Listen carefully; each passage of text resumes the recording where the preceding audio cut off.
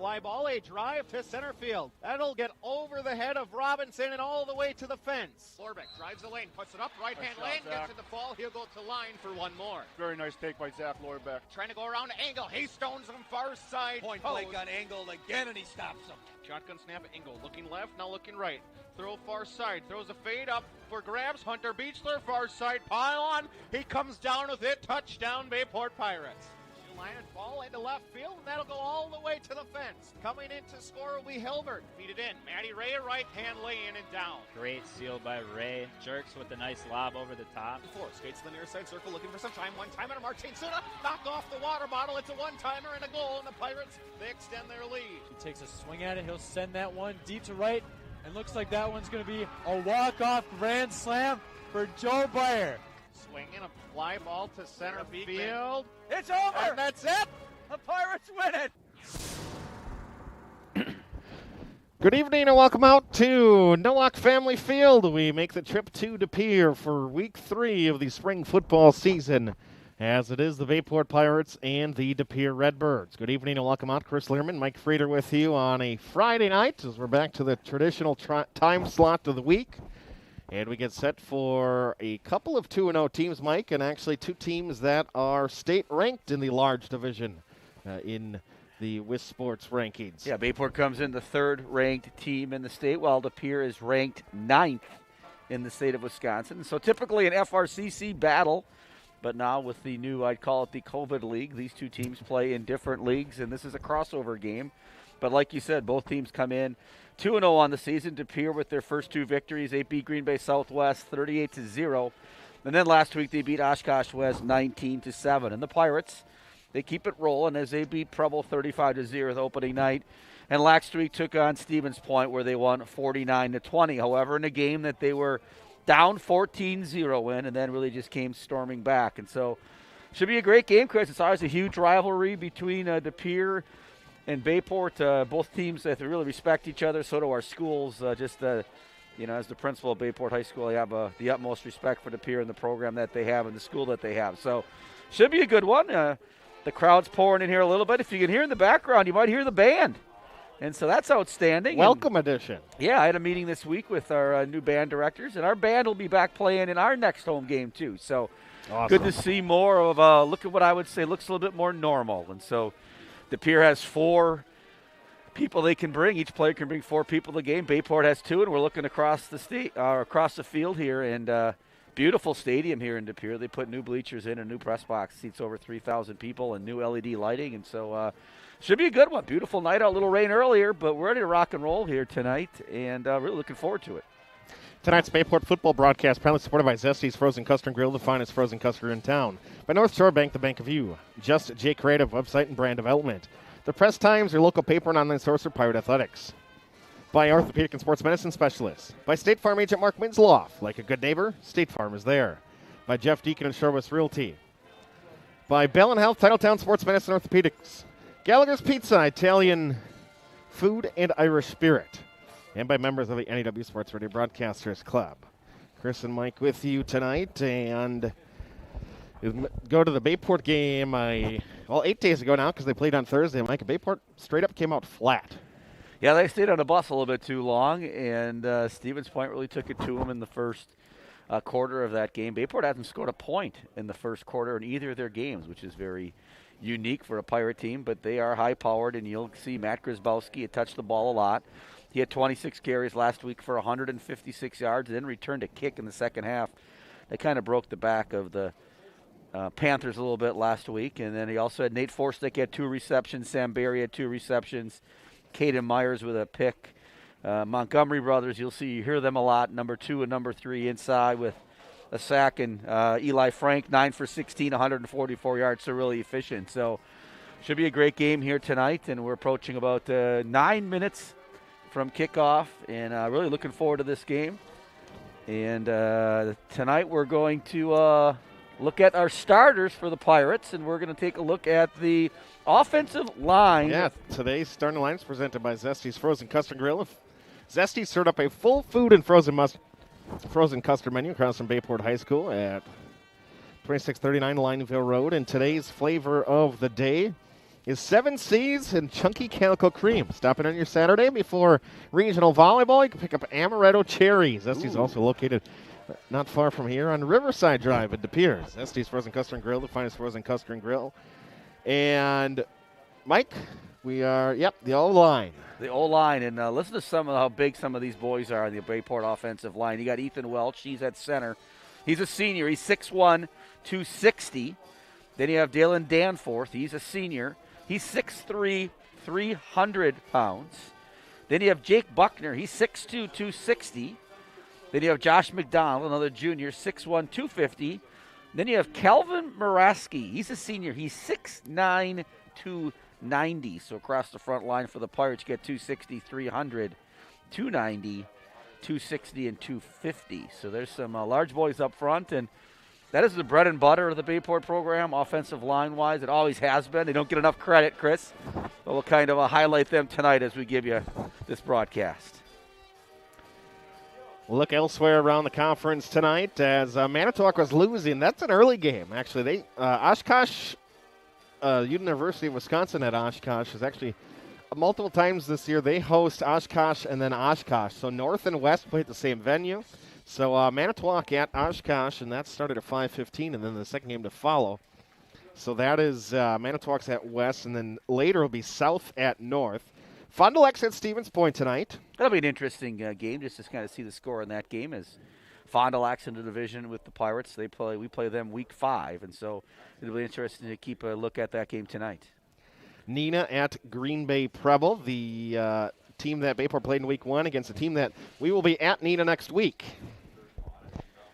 And then we got Ashwaubenon playing Kimberly tonight, so that should be an interesting game. That game's streamed. Yeah, Ashwaubenon actually, their quarterback, Kadian Vang, tearing his knee up last week. I did not hear that. So it was a rough start for Ashwaubenon. Pulaski's at Appleton East. That might be the most interesting game of the evening. That should be a good one. Pulaski ground and pound, and they do it pretty well. And they've got a really good team. They hung in there with Kimberly last week. What was the final there? 23-6 was that? 23-7? 27-6, I think. 27-6. Something on those lines. So we'll try to keep you updated on games around the league here as the presentation of the flag appears on De Pere's field as we're about 1 minute from the national anthem and player introduction. Yeah, last matchup, Appleton West is at Sheboygan North as well. And we mentioned the Sheboygan South, Oshkosh North, and Manitowoc, Oshkosh West. Some games not being played this week. East and West don't have enough numbers of players. Correct. That's so Green they are Bay out. East and Green Bay West. And then Green Bay Southwest is under COVID protocol, so they are out this week and next week. So that means Appleton North was unable to find someone to tangle with. Appleton West is playing Sheboygan North because they had the Green Bay opponents, and they're going to play together. Hard to keep it all straight sometimes, Chris, but hey, here's the benefit. We're playing football. Yes. And we're into week 3, and just great to have football back. It seems strange, though. It's still light out. Usually when football games get later in the season, it's dark out. And I think it's going to snow in about a month because that's what happens at the end of football seasons, and the weather will only get better. But a beautiful night. We've been so fortunate to have a great couple weeks of weather here to practice outside. Not only football, but soccer, along with, open fields for softball and baseball. So it should be a good one here from De Pere. As the evening moves along, let us know where you might be listening from. And should be another fun night of football. Classic Conference football action as your De Pere Redbirds welcome the visiting Bayport Pirates and their fans. Ladies and gentlemen, at this time, would you please stand if you are able? Remove your hats and place your hand over your heart. We ask that you remember those who have served and those who continue to serve, protecting the freedoms we enjoy each day as we join De Pere VFW Post 2113 for the presentation of colors and the Redbird Pep Band in honor of this great nation with the playing of our national anthem.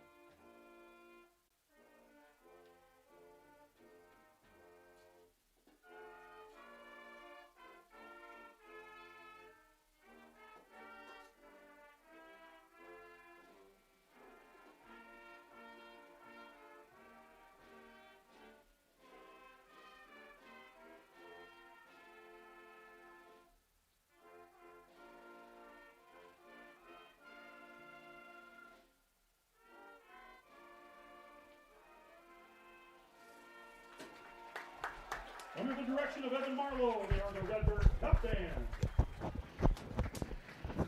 From De Pere High School, again, Nowak Family Field. Chris and Mike on a Friday night as we get set for Fox Valley Classic Conference football. A couple of FRCC rivals. And it will be Bayport, De Pere. Mike, coin toss. Coin toss. I actually watched it for the second week in a row. But did you remember it? I did remember it. Bayport won the toss. Jaden Montgomery was in charge of taking over that, and Jaden said, we'll defer to the second half. And so Bayport will kick, and De Pere will receive. And if you're out there listening, make sure to tweet the booth at Bayport High School or at Bayport Radio or give me a text. A lot of you have my phone number out there, and we'll give you a shout-out. I know Clyde Schute's out there listening. He called me earlier today. And so, Clyde, sit back, relax, and watch the Pirates take on De Pere. Again, let us know where you might be listening from. Send us a text, a tweet, as we want to hear from everybody again. Yeah, we do. Always great to have you join along with us, whether you be out by the fire, or cuddling up on the couch, possibly riding on a pontoon, listening along. I know that's usually the fall thing. I don't know. I guess maybe it's not going to be quite pontoon season at May. Out for the pontoon season, well, I think. Not if you're maybe Stephen Eldry or some of the people that are fortunate to live in warmer weather. Located at different places in the country and around the world, possibly. You're right. So make sure to reach out to us. De Pere will be in their black home uniforms, black tops, black pants with the maroon and white trim, maroon helmets, and the DP interlocked on the helmet. Well, Bayport's in their visiting whites again.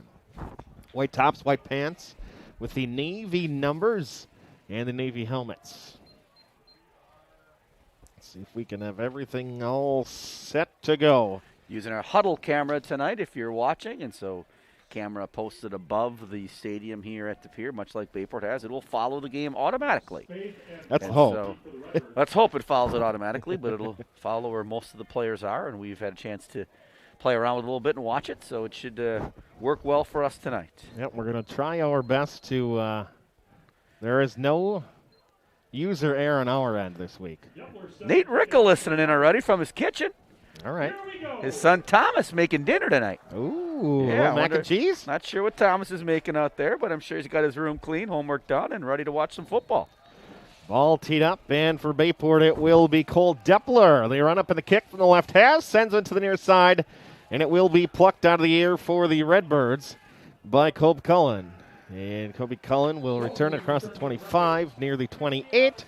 And that is where the Redbirds will start. 11:53, and we are underway. Alex Sylvester makes the first tackle of the night as Alex stays out there. Alex, the 6 foot, 180-pound senior defensive back, going to Duluth next year, following in his brother's footsteps. Egg salad is the dinner tonight at the Rickles. Ooh. One of Thomas's favorites. Redbirds are going to come out, 3 wide receivers in the formation, 2 of them to the right and 1 to the far side as you watch on. Shotgun snap to Gabe Herman. He's going to try to hand it off and get up the middle, but the tackle will be made immediately by Bayport's Logan Lisecki. Logan had a big game last week with a couple tackle for losses, and that one will say no gain on the play, and it's going to be 2nd and 10 for the Redbirds.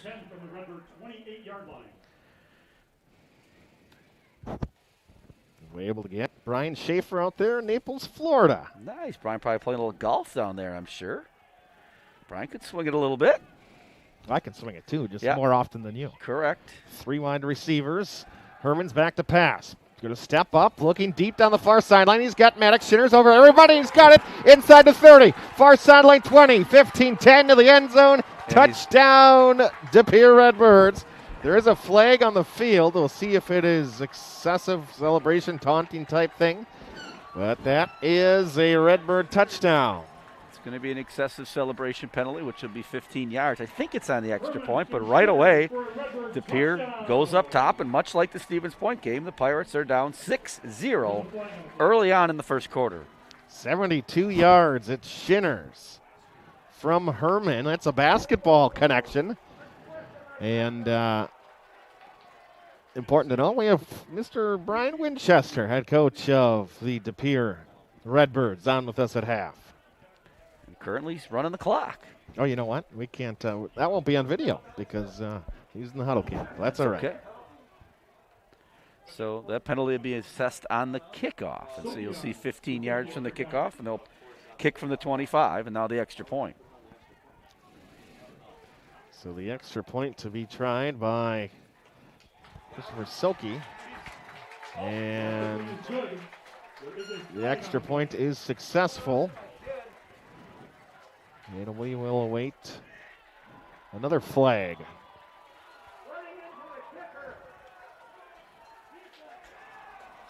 7-0 Redbirds, and we played 54 seconds and 2 snaps. Got to update everybody here on Twitter.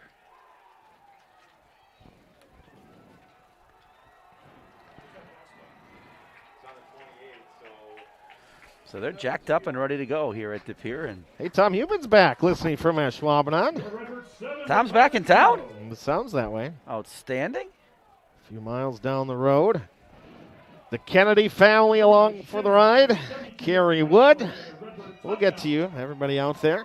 Feel free to let us know where you're listening from.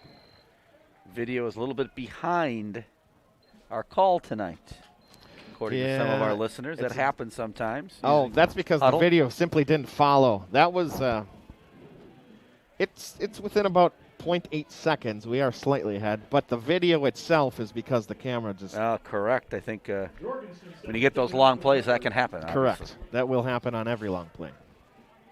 Disclaimer. So we had a 15-yard unsportsmanlike from the 40, but then we had the running into. So it, down to the 25 and then back to the 30? Is that how it's going to march out?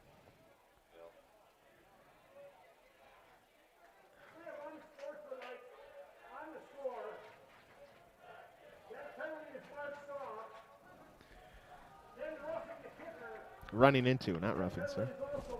They have the officials mic'd, and Mike, not a big supporter I of the know your officials, Mike. exact feeling on that. Well, officials aren't really trained to explain the game to a crowd. Correct. In a high school football game. Although that was a pretty good start. It was not bad. It puts them in a difficult situation at times, but a good start to that. But I'd rather that not be the case. But, I'm not in charge here. Kickoff duties for De Pere, and back is Marhalski. And he'll take it from the far side hash 15-yard line. Right side numbers, get it at 20, 25. Trying to cut outside in front of the Bayport bench, 35. Cuts up the 40, and they're going to say he stepped out of bounds across the 35, near the 37-yard line. And that is where Bayport will take over. 10:59 to go here in the opening quarter of action. And it's De Pere 7-0. Their own 37-yard line, first down. So Bayport comes out trailing 7-0, something that they are getting accustomed to the last 2 weeks. And look for a steady diet of Matt Grzybowski here, number 42 for the Pirates. Receiver to either side of the line. Deep back is Grzybowski. He's going to get a play action to him. They're going to throw one, 4-stick across the formation, and he dropped the football with nobody in front of him. Nate's wide open on that play. Saw that play in practice a couple times. You talk about crossing patterns, and the Pirates usually don't run those. They did there. Nate wide open. He drops that one. That was going to be a big gain, possibly taking that one to the house. So the Pirates now face a 2nd and 10 from their own 37-yard line. A well drawn up play in the early going.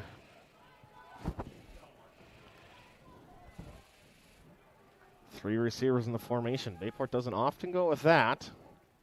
Grzybowski up the middle this time, and he is going to run right into Michael Alexander. And those two met each other on the mat a number of times, including in the regional, Mike. As regional wrestling, Alexander advanced due to a 3-2 decision. Well, they're going to probably see each other a number of times tonight. From the Pirates, 39-yard line.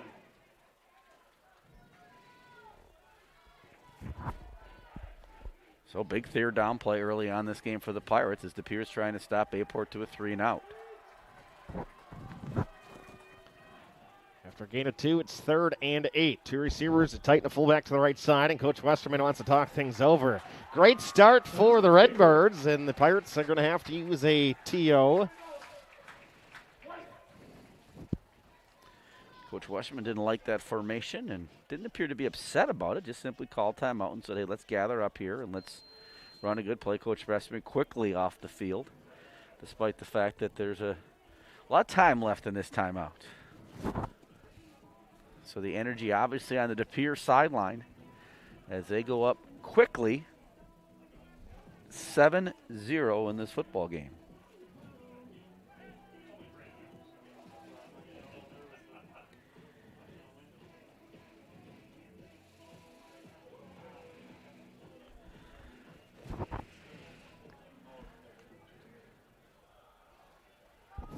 Out of the timeout. Redbirds the 7-0 lead. Bayport's 3rd offensive play of the game. After a dropped big play opportunity. Pirates 3rd and 8. Play action looking in the flat, and it's going to be Brighter near side, and again with field to run. A drop pass incomplete. 2 passes wide open, and the Pirates drop both of them. The incomplete pass brings up a 4th down. Good student section here. And bet you about 150 kids down there. I'm guessing that's the number that the Pere allowed in tonight, but not exactly sure. I'll have to ask Jeff Bizik that when I have a chance to talk to him a little later. Line set to punt.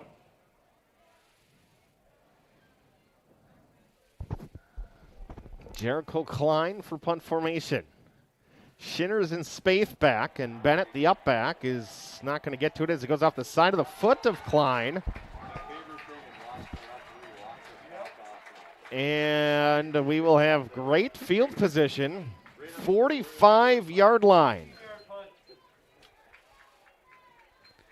So the Pirates in a hole, and now De Pere gets the ball in perfect field position. And if you're the Pirates right now, you're feeling like you did last week as they dropped 2 balls that they're wide open and are going to get a first down. And now De Pere gets the ball back up 7-0. They received the kick, 2 plays, and scored on a long pass to Shinners from the sophomore Gabe Herman. 3 receivers in the formation again. Shinners goes wide to the top. He caught the 72-yard touchdown pass, and Gabe Herman he's going to get a holding call. throws one in the near side flat, and it might have been dropped. No, it's going to be held on to. Slick turf due to the precipitation earlier, and it will be Noah Guillen. No holding call, but Logan Lasecki got tackled on the right side of that line. And obviously, Chris, you have to call it in order for it to be a penalty. From the Pirates' 48-yard line. Some freshmen watching the game from the Plummer household. Great to have you all along tonight. Call it a completion for 7. As the tailback is Adam Timbrook, and he's to the left of his quarterback. He'll get his first carry of the night. Trying the right side, bounces out. He's got it inside Bayport territory's 45. And Timbrook down to the 42. That's going to be enough to move the chains after a gain of 6. 1st and 10. So it appears controlling the line of scrimmage right now. Has the Pirates on their heels a little bit. And the first down of the night in this football game. Well, the touchdown counts as a first down. In high school it does, yes. Little stat-keeping tidbit. 9:12 to go here in the opening quarter of action. Redbirds already with 7, and they're going to run their 6th play of the night. Timbrook on a counter, gets left, taken down by Tevin Montgomery, but not before a gain of 5 on the play. Jason Ripley said it rained this afternoon, did not get a chance to get around in. Gain of 5 on the play. A.J. Corshane's grandma watching from Swamico. That'd be a message in from Beverly. The Neemies watching at Town Line. They got us on the outstanding. Hopefully they have the audio on for us, too. Well, perhaps. Of course, perhaps. 8:40 rolling here in the opening quarter. Redbirds consistently with the 3 wide receivers in the formation. And Timbrook trying again, and he meets number 2, Jaden Montgomery. And Jaden's had a good week in the recruiting trails. Yes, Jaden offered 2 scholarship offers this week. Illinois State, I think, was one of them, Chris. That was yesterday and so on North Sunday. NDSU, correct? Yes, North Dakota State University. Talked to him a couple times this week in the hallways. Great young man. Him and his brother, you're going to hear their numbers a lot. 2 and 3 or 3 and 2. The 23 package. Third and mark at 6 to go. Redbirds from the 38. They're going to hand it off on a counter, and they break it right side. And a big carry inside the 25 down to the 21-yard line. As it's Mason Stecker, I believe. No, 34. That goes Adam Fitzgerald. I think Coach Mikowitz said, we're going to go for it on 4th down here, so we're going to try to run it twice and see if we can get a first down. And Bayport kind of caught off guard with only one middle linebacker in that position, Jaden Montgomery, as Tevin kind of took a outside rush position. I would say that was a play that they took straight from the Stevens point. Correct. The delay counter that got Bayport a number of times, and they're going to try Fitzgerald again in the middle, and he is going to be held up by 53. That would be Logan Van Lannen. Down to the 20, a gain of 1. Logan got dinged up a little bit last week yep. in the game. Talked to him a few times this week, too. He's ready to go. He was having salad for supper tonight. Oh? Logan was. Doesn't have to cut weight. He doesn't. Real team meal, and obviously using safety protocol in the commons. But yeah, we got players outside the box down here. How's that work? You can do that. Oh. Players can spread out between the 10 and the 10 in order to provide more space to spread out. You see the Bayport players the same way, Chris. 2 receivers to the near side, 1 to the far side. Tim Brook to the left of Herman. Gave already a touchdown pass tonight. He's going to have a play action. Spread it out to the left side. A grab made by Nicholas Kirchhoff. And the senior down to the 15. I'm going to go on a hunch and assume that's Rachel's brother, perhaps. Perhaps. Jorgensen on the tackle. Braden with a number of listeners always out there. Braden's worked really hard in the weight room, constantly in there. Definitely put the time and energy into being a player here for the Pirates. 3 receivers to the right, tight end off the into the left. Slightly split out in the slot. And a pitch to the right side, looking for a pass. They both have a throwback. It'll be Gabe Herman at the 10. And he is going to walk in far side on the old halfback throwback to the QB. And it's going to be a touchdown to Pere Redbirds.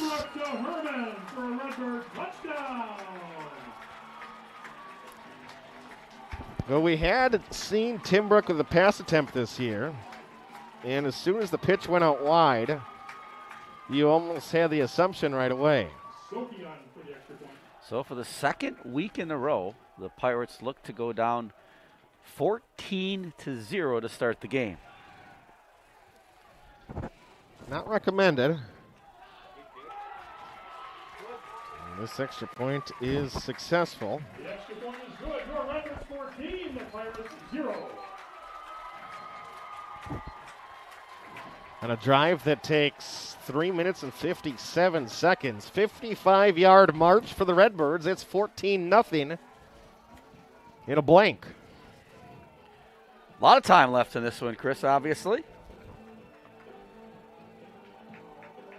All right, let's get to some of the comments. Lori Philippi watching along. Let's see. Grandma Jackie and Grandpa Bob and Crivets watching along with us.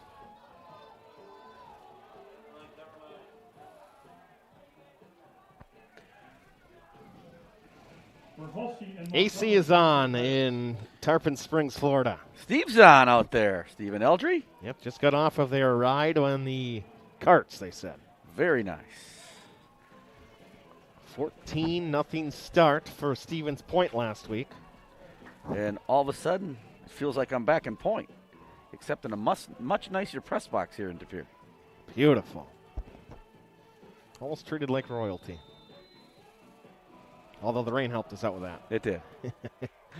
Kick sends Marhalski back to his own 5, and Mitch is going to make the grab and run straight forward with blockers in front. Flag comes down as Marhalski return out to the 26, and I would assume that's coming back. That's going to be a holding call.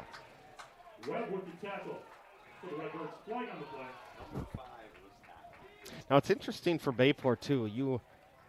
You went away from your bread and butter, for two wide open receivers. Right, 2 plays that should have worked.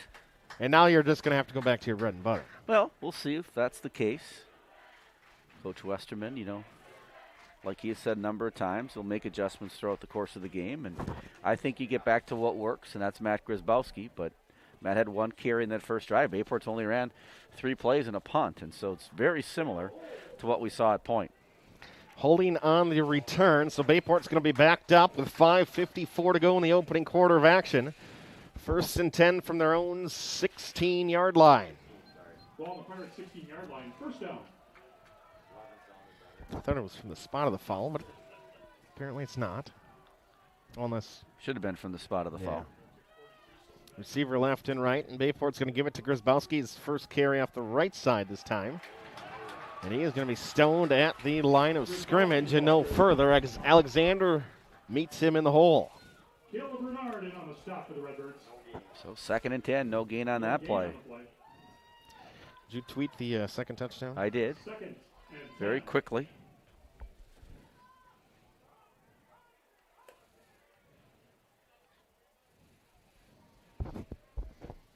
Ten yards to go on the second down play for Bayport.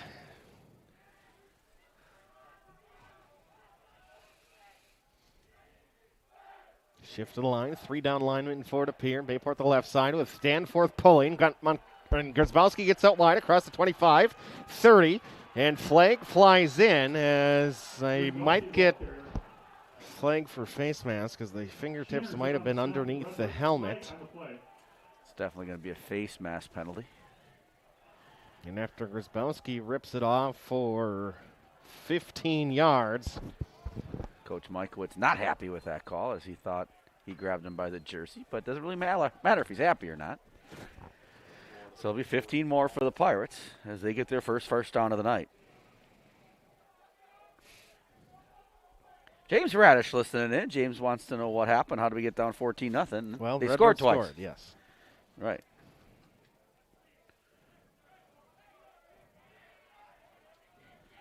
So this officiating crew likes to take their time, I would say, Chris. Very methodical in their approach to the game. As they're going to slowly march off 15 yards.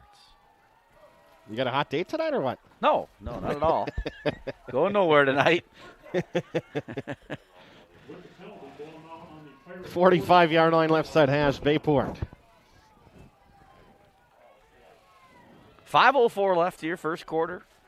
Yep, but if you just tuned in like Mr. Radish, we are down 14-0. Just like last week. Yeah. I did have a number of questions this week. How does it score that 14-0 right away? Rahowski in motion, and Grzybowski trying the left side.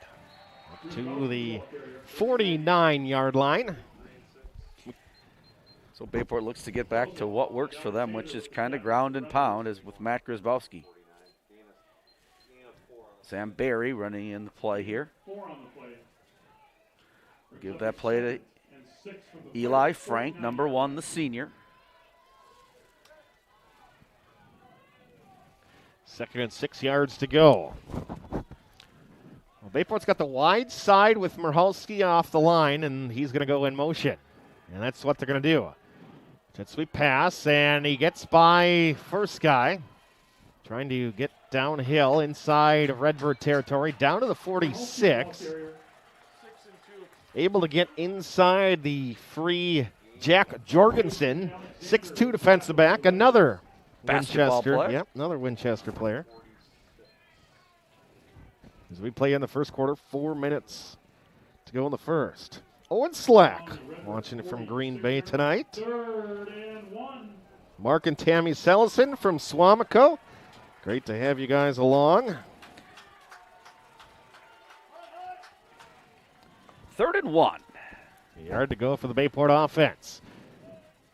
Fullback right, send Berry in motion. And a low snap, handoff Grzybowski to the left side. And off the left side comes the linebacker, Luke Brosig. 6 foot, 180-pound junior. And one of the top tacklers on this De Pere team, Brosig number 2, with 20 tackles through the first 2 weeks. Coach Westerman says we're going to go jumbo package or the Pirate package, so we bring in Jaden Montgomery and Tevin Montgomery along with Matt Grzybowski. 14-0 score, and Bayport's going to quickly enter center. Right side, Grzybowski trying to bounce it, then back underneath. Needs to get to the 45, and he did not. Stopped by the Redbirds, and we're going to have a turnover on downs. And the Pirates turn it over on downs. That was a little bit interesting. We had 12 kids in the huddle on that play. Either that or we had 11 and ran one off. And if there was 12 in the huddle, it should have been a penalty. So possibly we had 11 in the huddle and ran a kid off there at the end. I could have to go back and check that one out tomorrow as we don't have replay. But right now the Pirates on their heels, and the Pere is really jacked up. Boy, huge game for the Pere and a huge start for the Redbirds. The last conference team to defeat Bayport.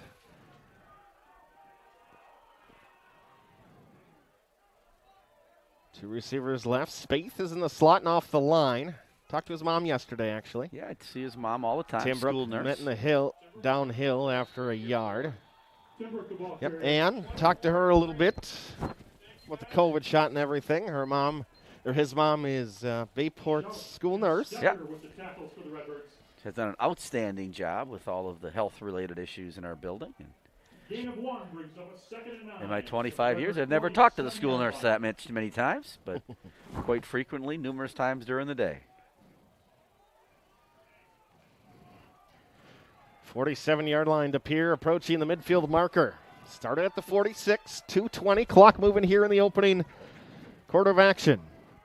Gabe Herman takes the shotgun snap, looking left, a comeback route. It's going to be high, but brought down. Nice grab by Kirchhoff, and again the 5'9 senior with the hands to make the catch, and that's going to move the sticks. So a big third down play here for the Pere. Bayport just trying to get a stop. Mr. Rickle shares with me that they did have 12 men on the field. He was able to rewind it at home, which should have been a penalty. However, not called. And we play on.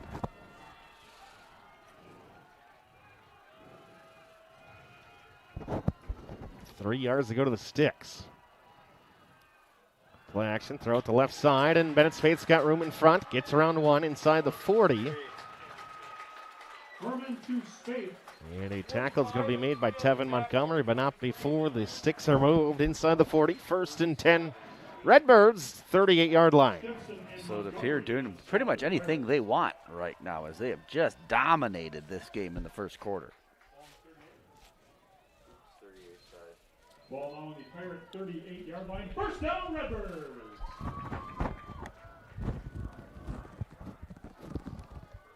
It appears not really had much resistance against them to this point. Sends Spaeth in motion, bring Tim Brook back to the right side, trying to get outside. And he will be tripped up, break 2 tackles, and then knocked out of bounds. The first Pirate to hit was Nick Berry, the defensive Berry. And that's going to string out Tim Brook for a loss of 2. The final guy to put a hit on, I believe, was Sawyer Stimpson.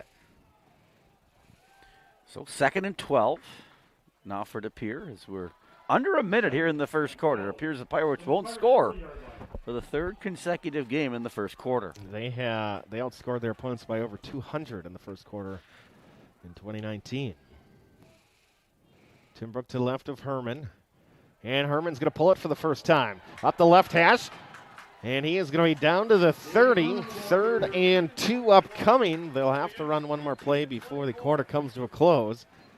It'll be a manageable distance as 3rd down comes up next. So it appeared last week, 19 points they put on the board against Oshkosh West, and tonight they're looking at putting up 14 here in the quarter and driving again. Definitely 4-down territory here for the Redbirds. Split space to the right. Shinners as well. Kirchhoff left. Tim Brook to the right of Herman. Takes a snap with 7 seconds left in the quarter, and Gabe Herman gives it to Tim Brook, and he's going to go right down the gut, and the quarter is going to come to a close. 14-0. Redbirds, as you're listening to Bayport Pirate Football on NEW Sports Radio. Welcome to Bell & Health Titletown Sports Medicine and Orthopedics, where we've taken the best of sports medicine and orthopedic care and placed it where the world can find it, in the Titletown district next to Lambeau and in a league of its own. At Titletown Sports Medicine and Orthopedics, we've made sure every aspect of your experience feels like a home field advantage, with elite care from the same sports medicine fellowship physicians who treat the world's best athletes. So whether you're an athlete who wants to get back in the game or someone who just wants to get back to life with less pain, Titletown is where your comeback begins. Titletown Sports Medicine and Orthopedics from Bell & Health. We write comeback stories. Learn more at bellin.org/Titletown. You're listening to Bayport Pirates Sports on NEW Sports Radio at newsportsradio.com. 14-0 Redbirds, and for the first time tonight, we're going to turn our heads to the left because Bayport didn't make us move that far in the first quarter. No, they did not. An impressive first quarter for the Pere Redbirds, and they're on the doorstep here of being in a 3-score lead. Shocking here from Nowak Field. 22-yard line, middle of the field for the home squad. Confidence and momentum are a big thing.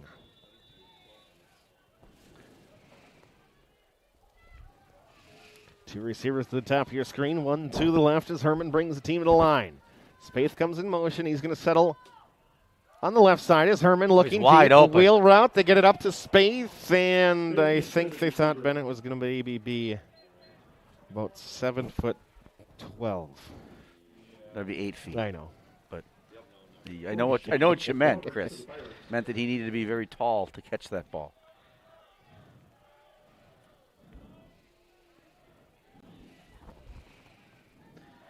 So Coach Mikowitz calls another play and runs it in.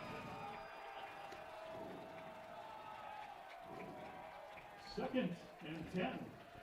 22-yard line, 2nd and 10.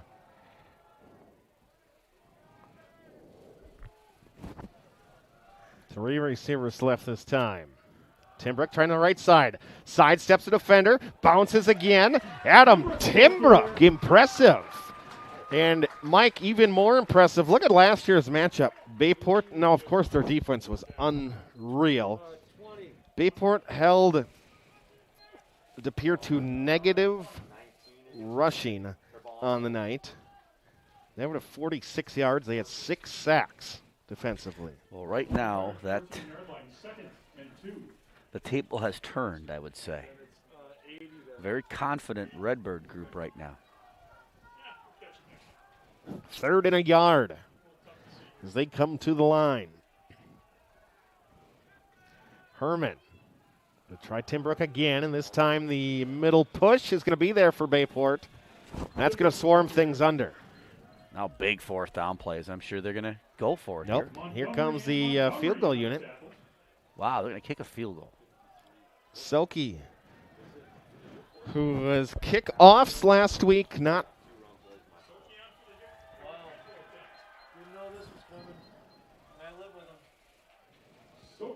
for the field goal attempt. Selke from a 33-yard field goal. Right hash. Maybe possibly trying to draw him off sides here. Chris, the lefty kicker. The hold by Spaeth. Long snapper is Bryson Webb. And the kick is up. Line drive kick towards the uprights and just misses the wide right upright. But it will still be 14-0. A little surprised by that call by De Pere, Chris, but maybe I'm surprised because I know Bayport wouldn't do that. Just because they don't kick many field goals at all. A lot of extra points. And they've had good kickers over the year. De Pere's been controlling the offensive line and defensive line so far. So Bayport's going to take over after a missed kick. It automatically goes as a touchback. 20-yard line. 10:15 to go here in the second quarter of action. Bayport comes out, see if they can get the offense rolling now. Brighter, fullback to left. Brzezowski 2 yards behind his quarterback, and Matt is going to follow blockers to the left side. Gets spun down forward, up to the 25, near the 26, and it will be a gain of 5.5 yards. A little play action, I think, here as Bayport's going ground and pound. But I think at some point, Eli Frank, you saw those 2 pass plays wide open. Yep. I wouldn't be surprised if Bayport goes to the air right here in a 2nd and 5 situation. Receiver at either side of the line. Shift the backfield. Grzybowski behind his quarterback. They're going to pitch left side and try to get it out immediately. And as Grizz gets pushed out into the Bayport sidelines, we're going to give him maybe a couple of yards. Yep, up to the 27. 3rd down. So big 3rd down play again for the Pirates as Matt Grzybowski. They kind of went to the short side of the field there. Not a lot of room for Matt, and Matt took it out of bounds. Clock stopped. 9:33 left here, 2nd quarter, and yes, it's 14-0. Ryan Matthew listening along. 3rd and 3. Play action. Oh, he's got him wide open. He throws it Michalski deep downfield, and Michalski with nobody in front of him. Bayport has had 3 drops. Another one with nothing but turf in front of the receiver. I mean, there's 3 drops that could have been 3 touchdowns. 2 of them tutties for sure, right? 2 of them for sure, and possibly a 3rd. Yikes. Wow.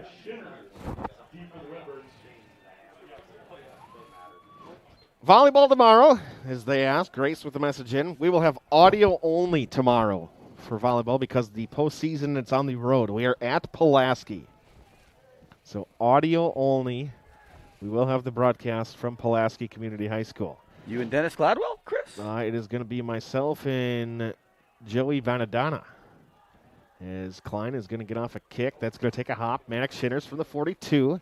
And he will bring it up near the midfield stripe. Marking the 48, maybe the 49. A good result out of Shinners electing to take it. Joey, the student from Notre Dame. Bayport's playing Notre Dame, so it's great to have him along. Outstanding. Redbirds begin possession on their own 49-yard line. 1st down, Redbirds. So Bayport with 1 first down, 9-16. They've had 3 chances where probably a caught ball results in a touchdown. DePere packing the line of scrimmage, much like Stevens Point did, making Bayport throw it. They're throwing it okay. They just can't catch it. Yeah. They could hit water if they, they can't catch a cold. 3 receivers left. Herman, sprint left, and he's going to try to cut it up. Gets a yard out of it. Boy, Gabe Herman, the sophomore, somehow able to get something. I didn't think he was going to get back to the line of scrimmage. I didn't either. Ball smack dab on the 50-yard line. Aaron Schutte, Cheryl Schmidt with us. Steins, Athens. Ball at midfield, 2nd and 9. 2nd and 9 as Shinners comes out down below. Space in the slot. Gabe Herman, shotgun snap. 3-step drop. Looking left.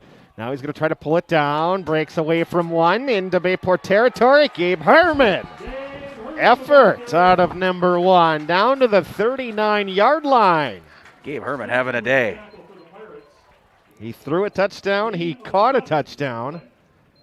And he is moving the chains. Ball now on the Pirate 39-yard line. 1st down, Redbirds. 8:17 clock moving here in the 2nd quarter.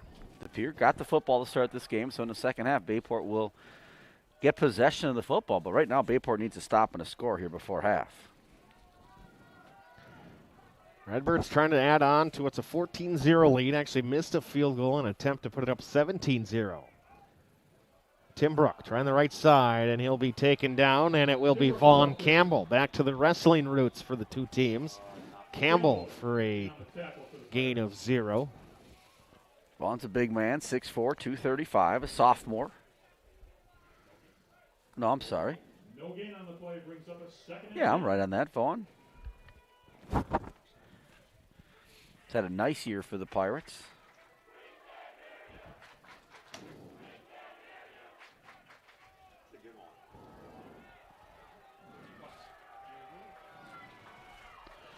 7:16 and counting here in the second quarter. Herman, play action. Vaughn Campbell from the left side. He's going to step up again. And it's going to be a tackle made by, was it 5 once again on the tackle? Logan Lasecki. Thought Herman was going to score it through again. So did I. Gabe's done a nice job scrambling around back there. As Bayport's defensive backs have done a nice job here in the last couple of plays. So a big 3rd and 9 play. Herman, all defensive team for the basketball team, a team that made it to the sectional final. 6.5 to go here in the first half. Reminder, Brian Winchester. 3rd and 8. Winchester on at half with us. Herman, 5-step drop, throws it far side, and he's got Maddox Shinners. Just a timing route. And to Shinners, it's going to be about a 13-yard out pattern. Easy pitch and catch, and Maddox Shinners out of bounds with the grab. 1st and 10 Redbirds. And they're knocking on the door again for the 4th time tonight. 24-yard line. First down, Redbirds. De Pere in a position like this just about 4 minutes ago and decided to kick a field goal on 4th down. We'll see what they decide here if they can reach that point. But right now, De Pere is dominating this football game.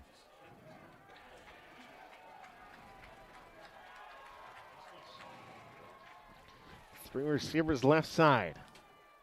Herman to Timbrook, trying the right. Tevin busting through. And the younger Montgomery with a tackle.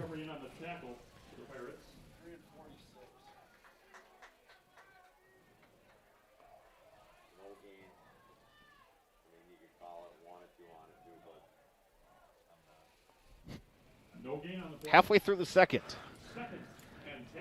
Bayport 1 first down, Mike. Yes.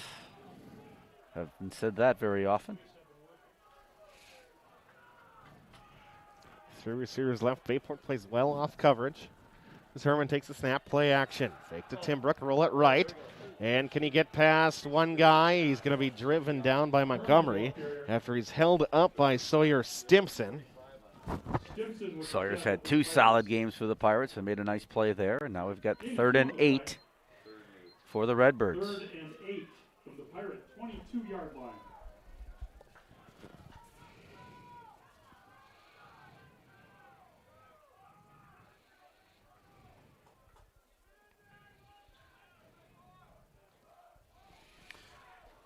So approaching 5 minutes here in the second quarter, and it's 14-0 Redbirds. 8 yards to go to the sticks. Herman with a blitz up the middle. They're going to drop it off for Timbrook on a halfback screen, and Adams got it down near the 15. He needs the 14. I think he's going to be about a long yard, maybe 2 yards shy. And this time Coach Mikowitz says, we're going to go for it.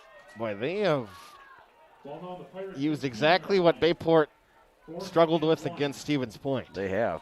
That in that play. The delay, the counter, delay, yeah. And the halfback screen. So big play here, 4th and 1. 4:20 left first half. Near side hash. Redbirds with 3 wide receivers. Tight end to the left sideline as well. Timbrook off the left hip of Gabe Herman, and Coach Michaelwitz wants to talk things over with 4:07 to go before halftime.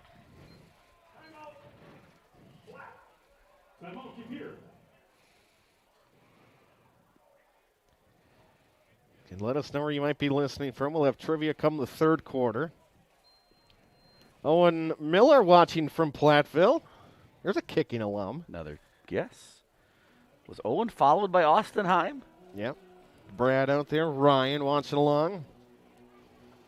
Jose Ramirez's family is out there. Including Josh Butler's going to send me a message if you can, either on Twitter or Facebook. Josh, our winner last week of the pizza giveaway. Large pizza from Gallagher's.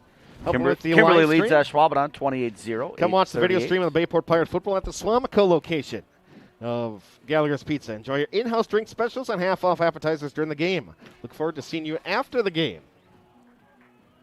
Gallagher's Pizza. So 4th and 1. Big play in this I football want game. to call it 2. A yard and a half, 2 yards, so a long one. Tight end goes to the right side of the line this time. And they're going to direct run with the quarterback forward, and Gabe Herman needed the 14, and he got the 13. That will be enough to move the sticks. Just power football, outnumber them. Stimson with the tackle for the Pirates. First down. Move the chains, and the clock is running. We're under 4 minutes, 14-0, Redbirds. On the Pirate 13-yard line. First down, Redbirds.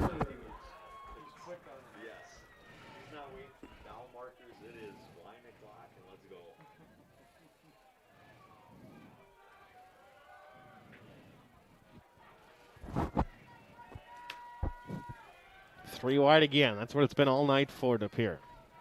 Herman, straight looking left. They're going to throw up a lob for Shinners, and it's going to be incomplete.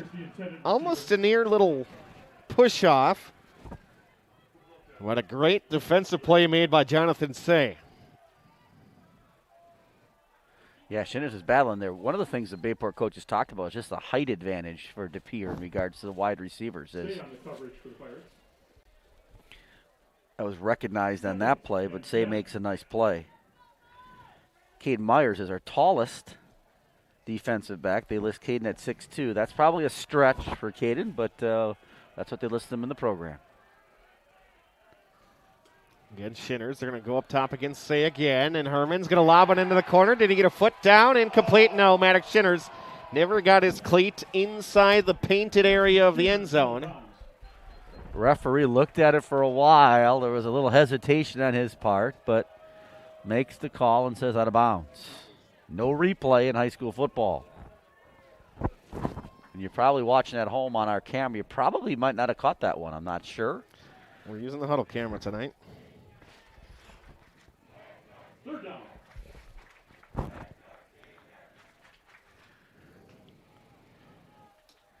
So now 3rd and 10. Do they Do go they back go- to the I was same gonna play say. again on the other side? No, they've run 2 to this side. Well, they're going Shinners on the other side Okay, right now, they are Chris. to the wide side of the field. And a timeout again by Coach Mikowitz.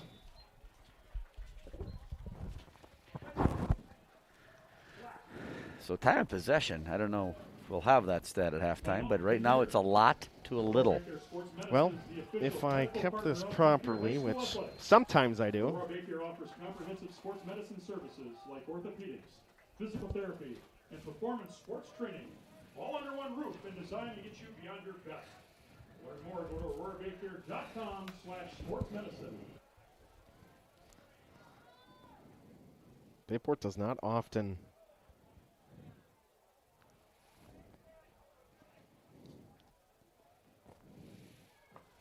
Sounds like our viewers can't see that part of the field. However, we'll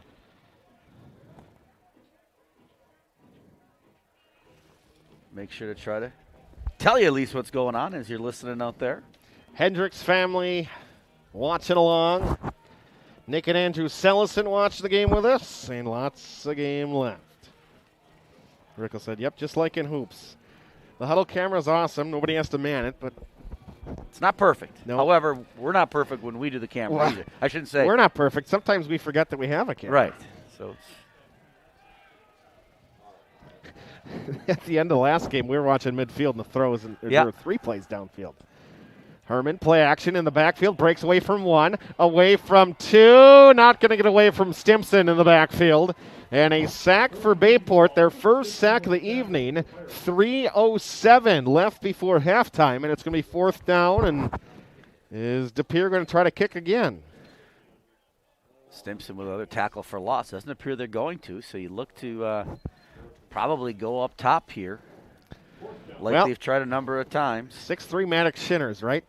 See You how would well think. Coach Winchester taught him to box out in the corner again. You'd think he'll be double-teamed by some safety over the top here. Yeah, you Here maybe can get a first down, but it's inside about their 3-yard line. So they need the 3. They're at the 19. they're going to let this thing run down again and probably call timeout because Coach Mikowitz sees the back judge counting to 5. So they've used up now all their timeouts, I think, if I'm not mistaken. We can welcome you to Bell & Health Titletown Sports Medicine Orthopedics, where we've taken the best of sports medicine care and orthopedic care and placed it where the world can find it in the Titletown district next to Lambeau in a league of its own. At Titletown Sports Medicine Orthopedics, we've made sure every aspect of your experience feels like a home field advantage, with elite care from the same sports medicine fellowship-trained physicians who treat the world's best athletes.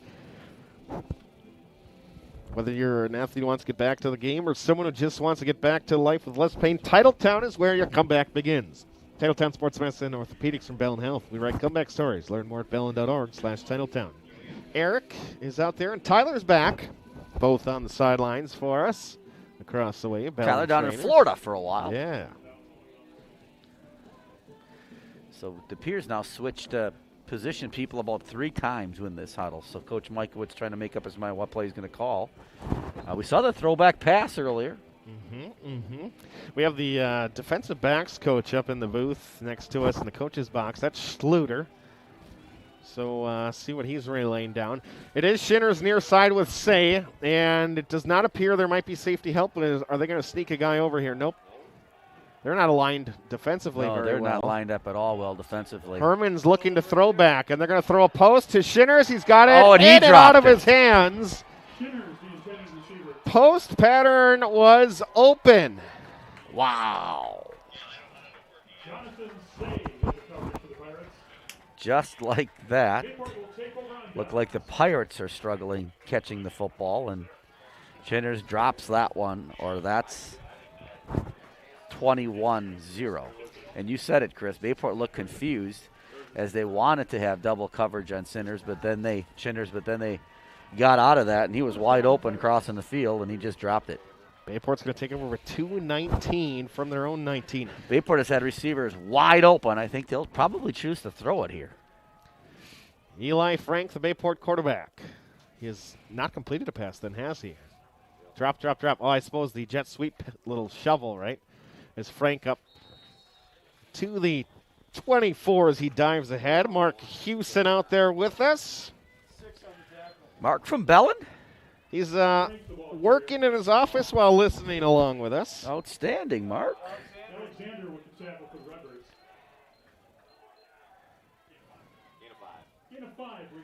Not sure if I'm buying the working in the office thing. He may have to send us a picture of that. Make sure the feet are for down confirmation. For that picture. 4 yards to go. Send Merhalski in motion. Fake it to him, and Frank's going to try the left side. Eli to the 27. And it's going to be third down. We tick to 1:35. Clock still moving.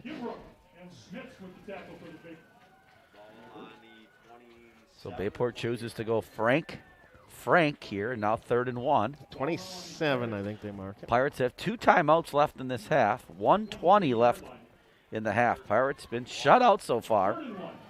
1 first down for the Pirates tonight. Barry and Preston, the 2 wide receivers. Shifting the 3 down linemen forward to Pere. They're going to jump early. They're going to jump offside. And into the neutral zone goes the defensive line, and a free 5 yards and a free first down. So now the Pirates have 2 timeouts. Don't be surprised if they go up top now. They've had receivers wide open.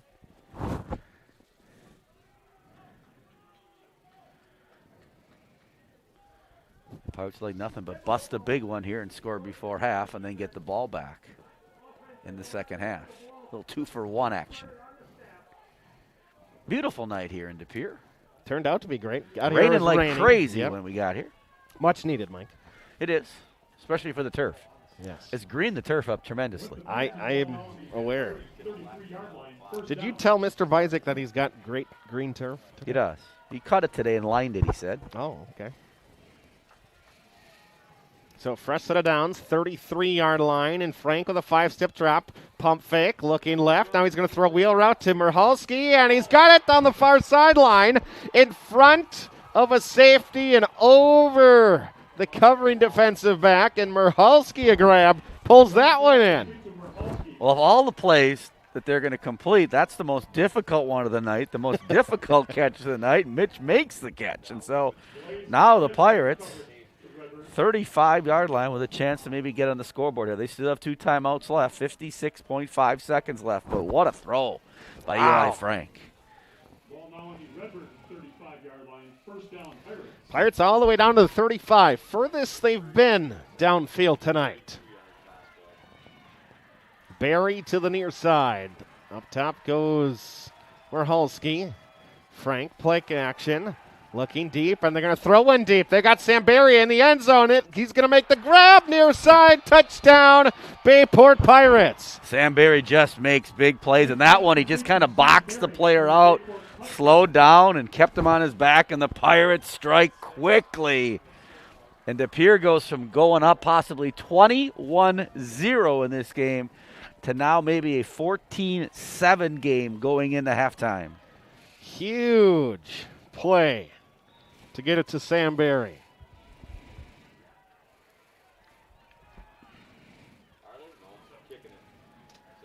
And the extra point will be on by Depler. Depler on for the extra point. Wow. So DePere has a field goal attempt to go up 17. If the crossbar is 10 feet, that made it about 11 and a half. He kicked. It was a line drive 4-iron through there. So a field goal could have given them 17. The drop touchdown could have been 20. And then Bayport makes them pay as they go the length of the field, 81 yards, and it takes them,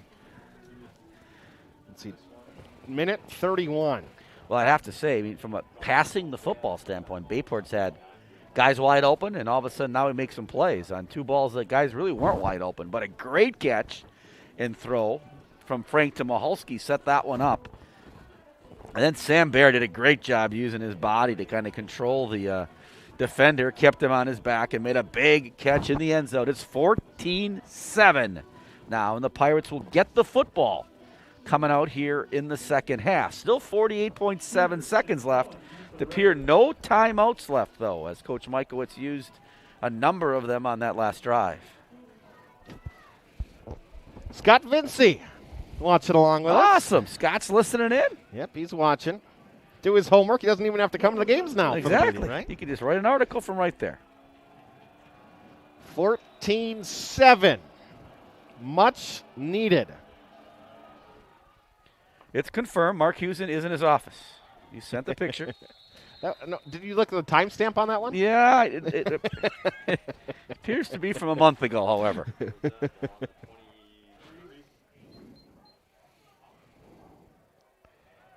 What was the length of that touchdown pass? 35, Sam Barry. Grandpa Rod watching along, perhaps. So if you're DePere, I think at this point you say, I'll run it and get to halftime, but Pirates here have 2 timeouts left, and so if they would try to throw it.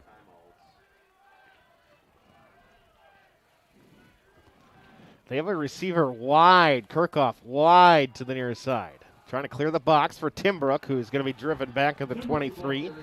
Gain no more, and will we have to run one more play? Perhaps I don't not. think they will make him run one more play. No gain on the play. Second down. So at half, it'll be Brian Winchester, head coach for the DePere Redbirds. Basketball team, a number of his players are out there tonight making a significant impact. And we're going to go to halftime. It looks 14-7. Josh Butler out there watching along. Stacy Baines has a knee taken by DePere, and that will get us to the break. Coach Miss Balloon out there. So 14-7 at the half. Boy, Bayport fortunate to be down just 14-7. We'll step aside, take a break. Boys basketball coach Brian Winchester on here at the half, as a lot of athletes out there that he knows from both teams, including his Redbirds. We'll get into that and more just ahead. 14-7 at the half. We'll listen to Bayport Pirate football. Pirate broadcasts are supported by Mark Minsloff, your local State Farm agent. Give Mark a call for all your insurance needs, 920-429-0044. Located at 1750 Velb Avenue, see Mark for your discount double check. State Farm agent Mark Minsloff says, go Pirates. Jeff Deacon, Shore West Realtors, is your Howard Swamico real estate agent. Whether you're buying your first house or downsizing, Jeff has over 19 years of experience and can help find your dream home. Call Jeff at 606-3333 or visit jeffdeacon.shorewest.com. Jeff Deacon, Shore West Realtors, your local real estate expert. Do you have any questions or comments? Get involved with the game. Tweet your questions and send your comments to Bayport Radio on Twitter at Voice of BP. We are back at Nowak Field where it's 14-7. 14-0 initially, where De Pere went up, and then De Pere had a chance to make it 21-0 on a dropped pass, however, but Bayport's dropped a few too, and then they come down and do a great job here scoring before the half. So it's 14-7, and Bayport will get the ball here to start the second half. I'm going to be joined here soon here by Coach Winchester. He's going to put these headset on, and we're going to talk a little De Pere High School, probably a little De Pere High School basketball. So, Brian, how you doing? Good. Yourself? Thanks for having me. I'm doing great. Well, get your mic there perfectly, and you've been up here all night long because you're running the clock. Yeah, tough job tonight. It is. I texted him earlier this week, and he said, well, I'll be right next to you. So what do you think about the football game? It's an entertaining football game. It's good to see kids out there competing, get an opportunity to compete. A little bit different. It does feel a little bit like fall tonight, but it does. Happy to be up here. I said I usually gauge my year upon what's going on in regards to activities, and so now I think it's supposed to snow like in a month because we're playing football. So it has been a unique year, obviously. And talk about that a little bit. I mean, we had a chance to play basketball, which was nice, but as a head coach of the De Pere basketball program, talk about the challenges of COVID and how did you deal with that with De Pere and all the other challenges that just go into getting a season in, which we did successfully, which was great. Successfully, we were the first to go. Our schools, not having any Correct. fall sports go. Basketball, wrestling, really were kind of the guinea pigs for how the sports were going to go this year in our area. And it was stressful. Every morning you're looking at your phone, kind of going, "Am I going to get some bad news here?" And we're going to have to take a pause or whatever. Unfortunately, we only had to do that once. But overall, I couldn't be prouder of our kids for how they handled things. They stuck to protocols, and I thought they did a great job, and obviously got us through the season. And if somebody would have told me at the beginning of the year, "Hey, you're going to play 26 basketball games this year," we're taking that. Correct. I would agree. That was a no-brainer. And he had a great season. Obviously, there wasn't a true conference championship. But overall, if there was one, the De Pere Redbirds probably would have been the conference champs. Correct? I think we did win the most games in the conference. Right. So I'll give you the unofficial conference championship. But it is so difficult because when you like to still have things like that, but you also know that just like that, all of a sudden you don't play 2-3 games, and then who knows how many games you're going to get in. But hopefully next year we can get back to normal. And looking out here tonight, some basketball players out here. Talk about that. As a football coach, we're the same way. We've got a lot of multi-sport athletes, but as a basketball coach, you support those ideas in regards to kids playing multiple sports? I think it's great to see kids play multiple sports and to see them engaged throughout the year and in competitive situations throughout the year is awesome. Obviously, Gabe Herman is playing quarterback for us tonight, sophomore, who was a very key member of our basketball team. Maddox Shinners with a huge touchdown catch to start the game. Really happy for him because he's passionate about football, loves football. Jack Jorgensen is out for us. He's a cornerback, and a number of other kids. Miles Salinas, who didn't play a lot for us in basketball, but he's a starter on the offensive line. It's just cool to see all those kids participate in multiple sports and have success. And you need that, even in high schools as big as ours. You need your best athletes to contribute in multiple sports. Correct. It's really difficult for them not to, because these sports will overlap at some point. So if you have a baseball player out there right now, or you have a track athlete out there right now, this football season is going to overlap. And our coaches have been great too, just being understanding of sharing kids, and you don't want them to overtrain either. And obviously, the more people they're around, the more risks they take with the whole COVID-related issue. And so it has been really difficult. What's the off-season like for, this is a little bit different too, right? Because it's off-season for basketball, but football's going on. So will you have open gyms now? Are you doing that now? Right now we're not. Because aren't you practicing like all year long, right? How's that work? Despite we don't practice, we take a few days off. Do you take a few days off? Good. But no, right now, this is typically the time we'd be down anyway. And a number of our kids are playing AAU.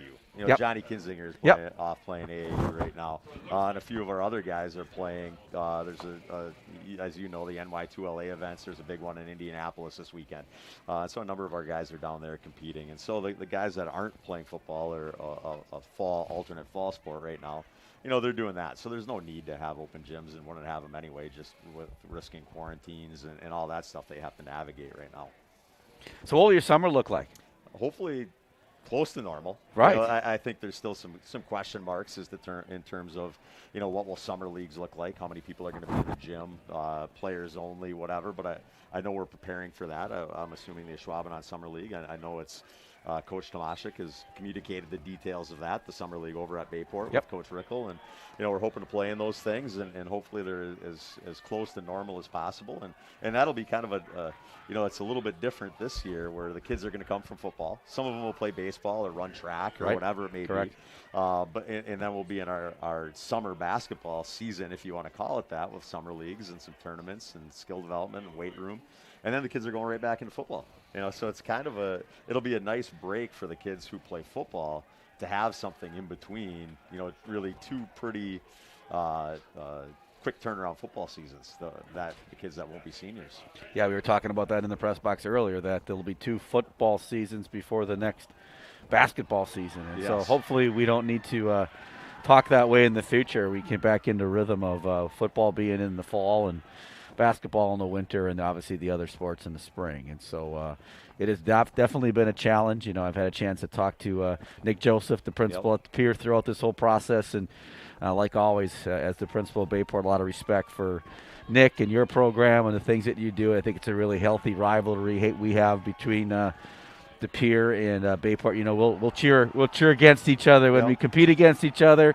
But we'll be able to play golf after. I think that's one of the most fun things between these two schools, because it is, it's passionate. It's a rivalry. It's so competitive. I know, Nate and I enjoy competing against each other. And when we're competing against each other, those emotions certainly come out. If you've ever been to a Bayport to Pier basketball game, I would say more of the entertainment is watching you and Nate coach against each other than maybe the players at times play against each other, because there's a little razzing going on at times, and sometimes one outperforms the other in regards to some of the antics that happen.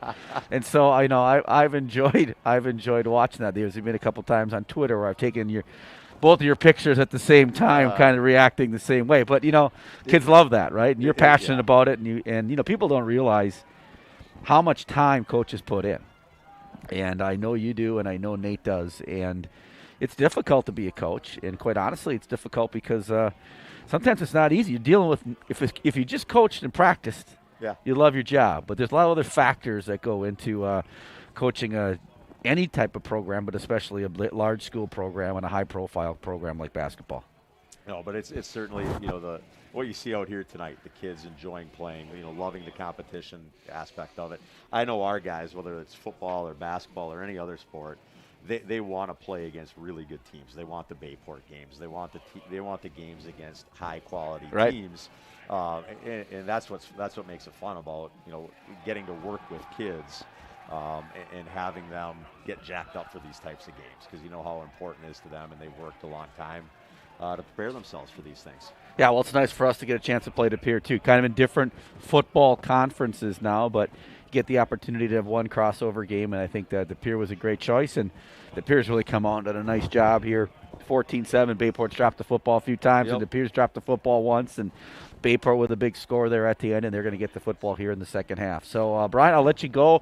Maybe have a bowl of chili. They got chili up here. You guys like food. This is unbelievable. I mean, all the time. And your facility, I talked about it before, bleachers and the new lights and a new press box, really cool. So have a good second half, Brian. Hopefully, whatever happens at the end, I'll still talk to you. Okay, either way. This is easy for me. Right, you just got to run the clock. Right. I get to go home, and it's not going to, I'm not going to be sick in the morning if things don't go well for us tonight. Exactly. I'll be disappointed for our kids if we can't pull it out, but at the same time. So anyway, before you go, you mentioned Nick and yourself and, the other principals and administrators and everything that had to go into getting us having a season, the kids having a season, the coach to be able to coach.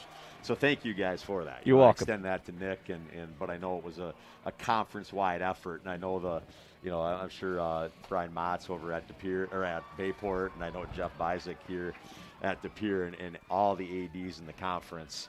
The amount of work that they're putting in to pull this off this year is amazing. So, I hope people recognize all the things that had to be done in order to make this work. It just wasn't a decision to say, hey, we're going to play. Right. It was way more than that. And I think the other important thing people need to understand, the band's here tonight, right? Yes. It's other things than besides athletics, Correct. too. And we're going to have a musical, and our forensics program just accomplished some great things this last week with everybody qualifying for state. We had one-act play. And so, all these things, quite honestly, that kids love about high school. Sometimes it's not you're a social studies teacher. Sometimes it's not social studies are the things that they love. But all the opportunities that they get outside of the classroom. So and you could tell when we weren't doing that, kids weren't happy. Yep. And so there's a balance there, right? Doing things for kids socially, emotionally, but also trying to make sure they're safe. And I think our coaches have done a great job, too. So I appreciate your time, Brian. Take care. Thank you. Take care, and I'll see you here after the game's over. It's about 3 minutes left here before the second half. De Pere's running out onto the field, and Bayport's still in the end zone here. And we're going to take a break. Mr. Learman will do that, and we'll be back. Your score, 14-7. We're going to start the second half. Bayport will get the ball. You're listening to Bayport Radio. Welcome to Bell & Health Titletown Sports Medicine and Orthopedics, where we've taken the best of sports medicine and orthopedic care and placed it where the world can find it, in the Titletown district next to Lambeau and in a league of its own. At Titletown Sports Medicine and Orthopedics, we've made sure every aspect of your experience feels like a home field advantage. With elite care from the same sports medicine's fellowship physicians who treat the world's best athletes. So whether you're an athlete who wants to get back in the game, or someone who just wants to get back to life with less pain, Titletown is where your comeback begins. Titletown Sports Medicine and Orthopedics from Bell & Health. We write comeback stories. Learn more at bellin.org/Titletown. Jeff Deacon, Shore West Realtors, is your Howard Swamico real estate agent. Whether you're buying your first house or downsizing, Jeff has over 19 years of experience and can help find your dream home. Call Jeff at 606-3333 or visit jeffdeacon.shorewest.com. Jeff Deacon, Shore West Realtors, your local real estate expert.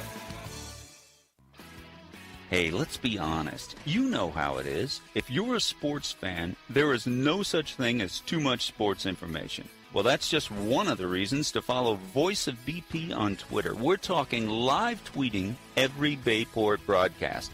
Don't stop there. Like us on Facebook, because when it comes to Pirate sports, the more ways to get it, the better.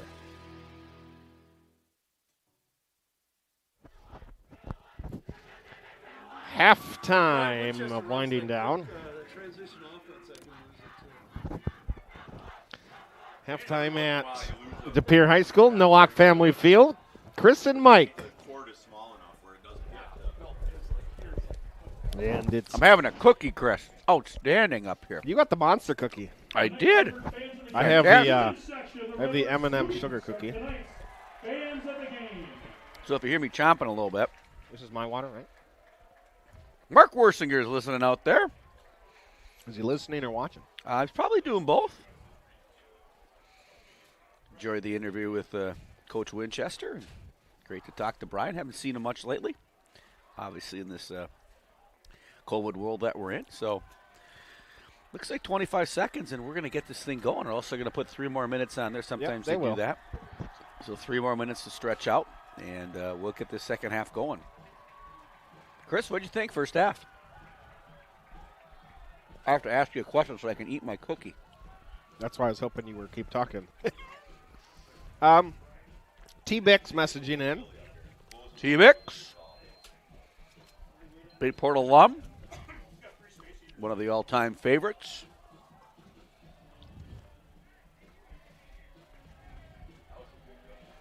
Raining here at Nowak Field all of a sudden. Hey, Danny, good job on the baking. Yes, thank you, Danny. What'd you ask me now? I asked you what you thought about the first half, Chris. I'm trying to eat my cookie. Well, Bayport, I'd say comes out flat, but De Pere, boy, they come out fired up, riding momentum, making plays, and there's rivalry games, and then there's playing your tail off because it's Bayport's football team. Yeah, Bayport target on their back all the time, and DePere came out and handed it to them, and really, Bayport had some chances to have some big plays and didn't take advantage of it, but, everything kind of evens out, right? And DePere had a chance to make a big play to go up 3 scores. They didn't convert. And then Bayport, a huge drive with a minute and a half left to get a score, and now they get the football. So Bayport has a chance now to tie this game up in the first drive here of the second half. And so should be a great second half. Sit back, relax.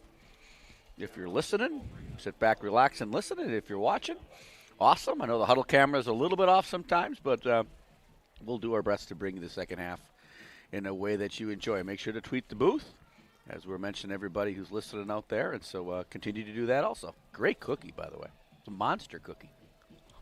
I see you have. Would you have a little chili too, Chris? A little chili.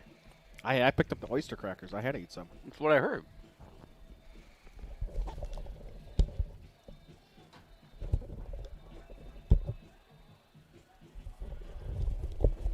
I think, Chris, you do have some stats, first half stats, though, don't you? I do. Do you want them? I'm sure. Now, I really don't want them, but maybe some of our listeners or viewers would like to know them. Well, we kindly get some stats from the people that do the hard work in the press box. I have time of possession, Bayport 6:42, DePere 17-17. Ouch. More than almost tripling Bayport's time of possession, which is the complete opposite of everything. Correct.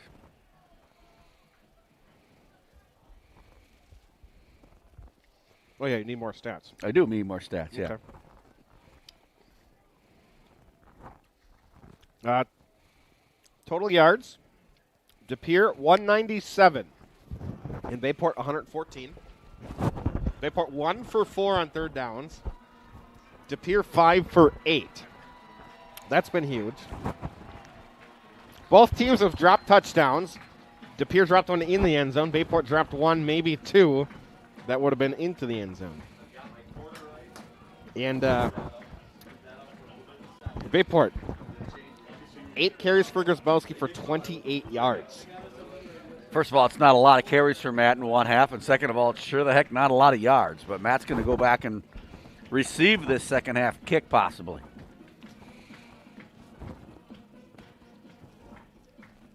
So the most important stat, it's 14-7.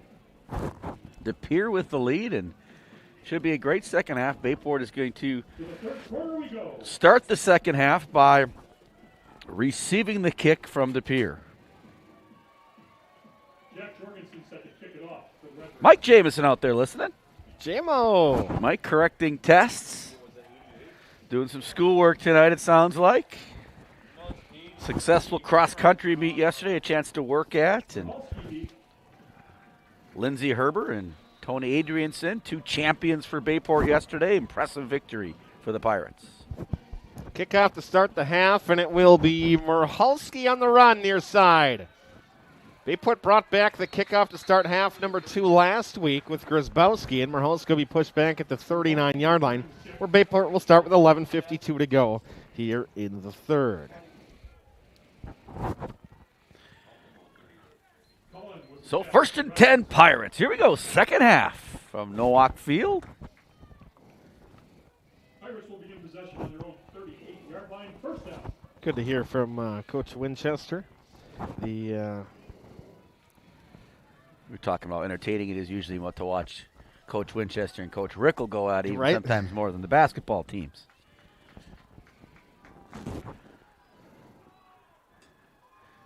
Speed option left side, pitch it out Grabowski, spin move around a guy, pushes forward, a stiff arm, and a gain of 3, maybe 4. Matt Grabowski made a nice move there. Almost tackled for no gain. Instead gets 4 solid yards. So 2nd and 6 for the Pirates. Big drive here to start the second half. Gain of 3 brings up a 2nd and 7 from the Pirate 41-yard line. Chris taking care of texting and tweeting everybody back as Trying to stay in touch with everybody, including the Plums watching and listening. Grzybowski right side, and he's going to hurl the defender. I think that's what the flag's going to be. It's illegal to hurdle, but I think it's going to be a holding call. Oh, okay. If they call the hurdling, I would disagree with it. It's going to be a holding call on the Pirates. Okay. So that'll pretty much just delete the play and still be second down. As we go 10 yards back from the 51, we'll go down back to the 41, which is 1 yard short of the original line of scrimmage, and it'll still be second down. So Mason Mann wants it along. Also the Eblings here for the second half. High school at spot of the foul, 10 yards. So Ebling family from Moose Creek listed it in. Yep, Tony, the Mafia's tuned in. Principal at Bay Harbor does a great job there at Bay Harbor, and a well-deserved weekend for him, I'm sure. So we go back to 2nd and 7. We'll just do this one all over again. Wide side of the field, Merhalski, pistol formation. Frank going on 2 this time. Grzybowski follows the left. And he tries to power off left guard. To the 43, give him 2 yards for 3rd and perhaps 5 yards to go. That Bayport front, we mentioned Buckner, McDonald, Welch, Danforth, Morosky, our Zesty starters, the offensive line tonight. So a big 3rd down play is now that penalty looms pretty large. Probably about a 15-yard penalty after you have that play to see what happens. 3rd and 5 now for the Pirates. Nate Forstek, watch him. The big 6'7" tight end, split right. Quick double pass, and Eli Frank lost the football in the backfield, so it actually just fell out of his hand and went backwards. I don't think that double pass is going to work, quite honestly. Nate Forstek was all alone on this side with probably about a 5'6" defender, and I thought for sure they're going his way. They didn't, and it might have been fortunate that Eli Frank, I think he wanted to bring it back because there was nothing over there, and he wanted to bring it back, and it just slipped out of his hands. Hey, Gumby's watching along. Rob Rofsek. Hey, from Manitowoc. Ships lose to Oshkosh West 35-0. Not a good performance by them, but Gumby, great person.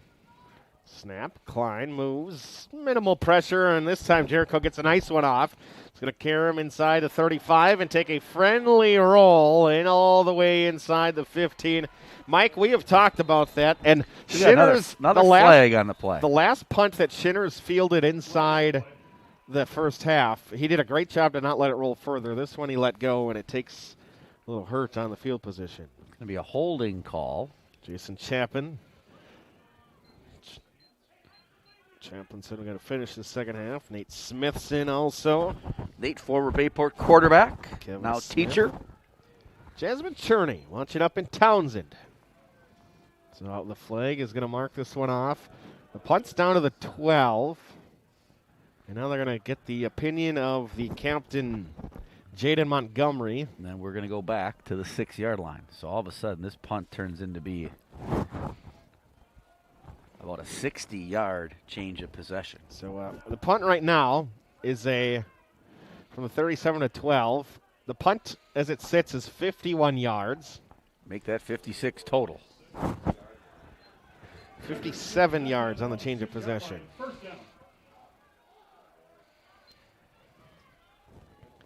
.907 third quarter.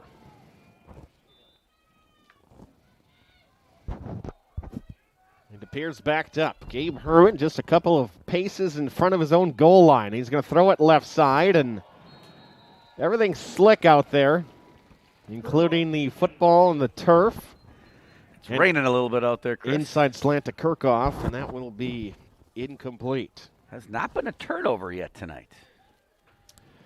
No, but I could go for one. I could. A little apple? I'm a cherry guy. Turnover? Strict cherry.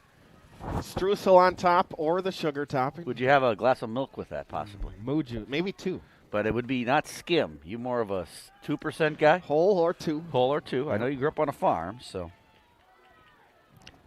3 receivers in the formation, 2nd and 10. Gabe Herman drops back to his own end zone on the drop back. Up to the 11 on a quick completion to the near side. Pick up 5 yards. Brian Nickel with us. The rollbacks. Let us know where you might be listening from. Send us a note. Again, we're hooked up to the huddle camera, so we are not physically manning it ourselves. A.J. Corshane on the tackle. Big play here, 3rd and 5. Jamie Shefchik watching from the living room with the family. A little different than Georgia, I'm sure. Although this week was beautiful. They brought back the weather with them. 5 yards to go to the sticks. The receiver to left is Shinners. And Bayport's going to get a jam on Shinners, perhaps. And Timbrook trying to battle forward. Going to get to the just short of the line to gain. Short of the line to gain, and they're going to have to punt it.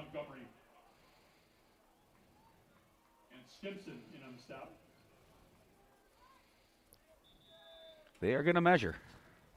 It's kind of deceptive. That's so here funny because of the angle. It's just measuring's funny. We talked about this. Who did I talk with today about this? About if it's not a grass field, there shouldn't really be much to it. Correct. You shouldn't really need to measure it. So as an officiating crew in football, you start the drive at the exact yard marker. There's no sense in starting at a half-yard line. Correct. I would agree. So it should always start at the 6. So if the ball did not get fully to the 16, then because it's the opening set of downs, you would never have to. You would never have to mark it. You'd never have to. Correct. The chains should never be needed for measuring. Correct. However, the difference would be if the ball was tackled in between the hash marks, you have to keep it there. You won't run it to a hash. Many times you would leave it there. You might measure then because it would be hard to line it up. So they're going to go for it. Very surprised by this. DePere backed up at their own 16-yard line last time on 4th and short. They went with a direct run from the quarterback, Gabe Herman, on a quarterback blast. They look to try to draw the Pirates off sides because to give them this field position would be. Well, I tell you what, DePere has been in this huddle for an awful long time. They just clicked the clock in, though. They got a little bit of time left. The 5th man is not counting yet. See if they run a blast. Under center goes Herman. Looking if they can get Bayport to jump. Herman straight ahead. The Montgomery brothers pushing. And Herman somehow is going to squeeze through on a second, maybe third effort. Boy, that was a gutsy call, and it's going to earn DePere a first down. Wow.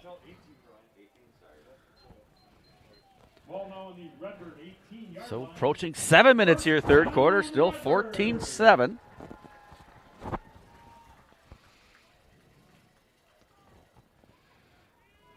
We'll have trivia coming up, third, fourth quarter. Don't even know the question. Nope, I didn't until I got to the booth tonight. Okay. Timbrook trying the left side. Stimson coming, spins off of 45. Adam Timbrook out across the 25-yard line. And he'll finally be taken down at the 28. If you're watching at home, Timbrook, 5'9", 185. Doesn't look 185, does he? Certainly does not. So the Redbirds here now put 2 first downs back to back and are chewing up some clock here in the third quarter.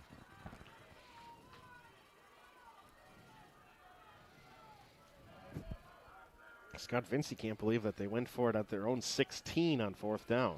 We'll believe it. Timbrook the right side. Again, a jump cut. Boy, number 10 has been great. Doesn't have a very good per yardage or per play average. And now we got another flag. It's got to be on the Pirates somehow. It's got to be a personal foul.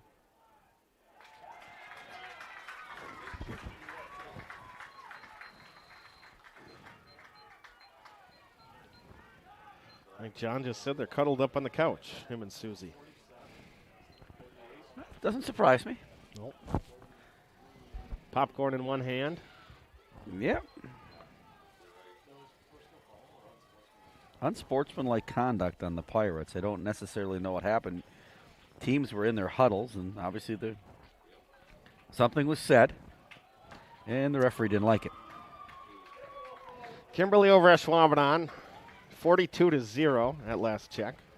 So they'll be running clock in Ashwaubenon, and now all of a sudden De Pere has marched out from their own 6-yard line out to their own 48-yard line. Oh, George Kress is not in uniform tonight for Notre Dame. They were down 14-7 at Kewanee. Now it's 14-13. First and 10, 48-yard line. Tim Brook is going to try the right side. And he will be bottled up after a gain of 2 just inside the midfield stripe, or outside of it.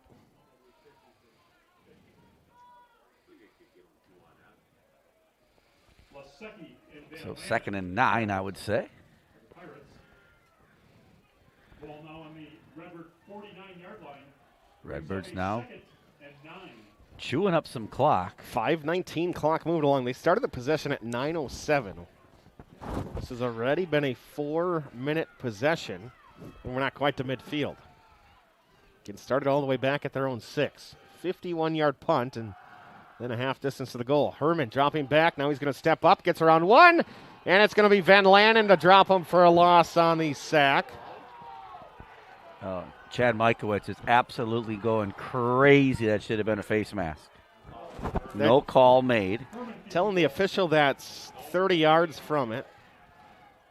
No gain on the play. The Almost surprised he didn't get flagged there.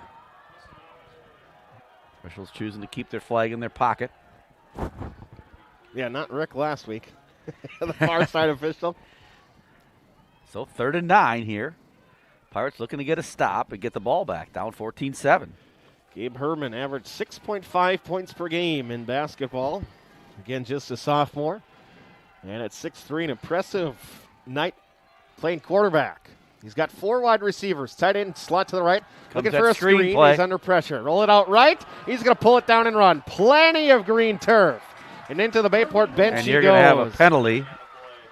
Flag on the play. Be a penalty on De Pere as they blocked the kid in the back. This might be coming back.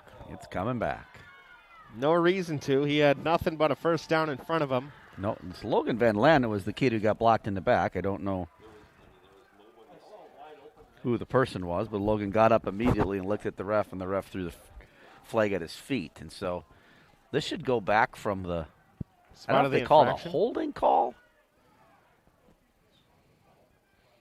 It's definitely a block in the back. 11, 12, 13. But they went from not the spot of the foul. Again, confusing. It is 15 from. It was the foul. The flag was at the 45-yard line, which usually they lay the flag where the infraction took place, and they marched it back to the 42-yard line, 13 yards. Still 14-7 Redbirds. Rain falls with 4:02 to go. Now they the gave him quarter. another yard. Yep, so it is. They called it at the first down to gain. They did. That's where I don't understand that at all.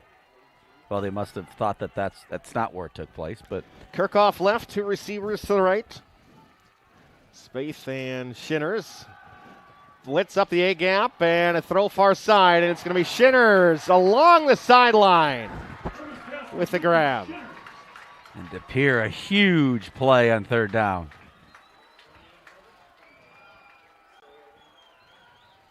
And it's raining heavier now. They've been on a diet, but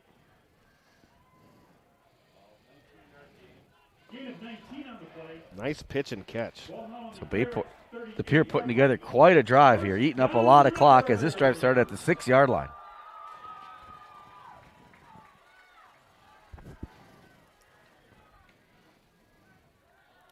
They've traveled to the 38-yard line.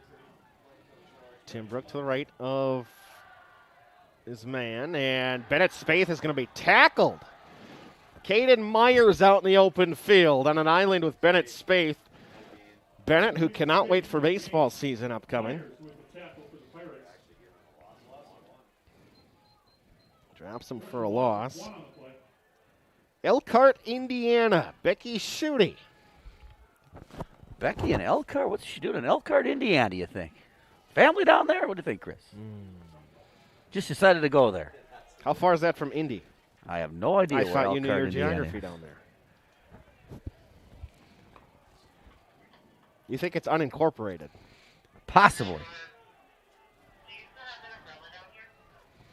People looking for umbrellas now. I got one next to me. I'm glad we are not outside. So am I. We were supposed to be. Coach Michaelwitz wants a timeout. Timeout, Redbirds. Timeout, De Pere.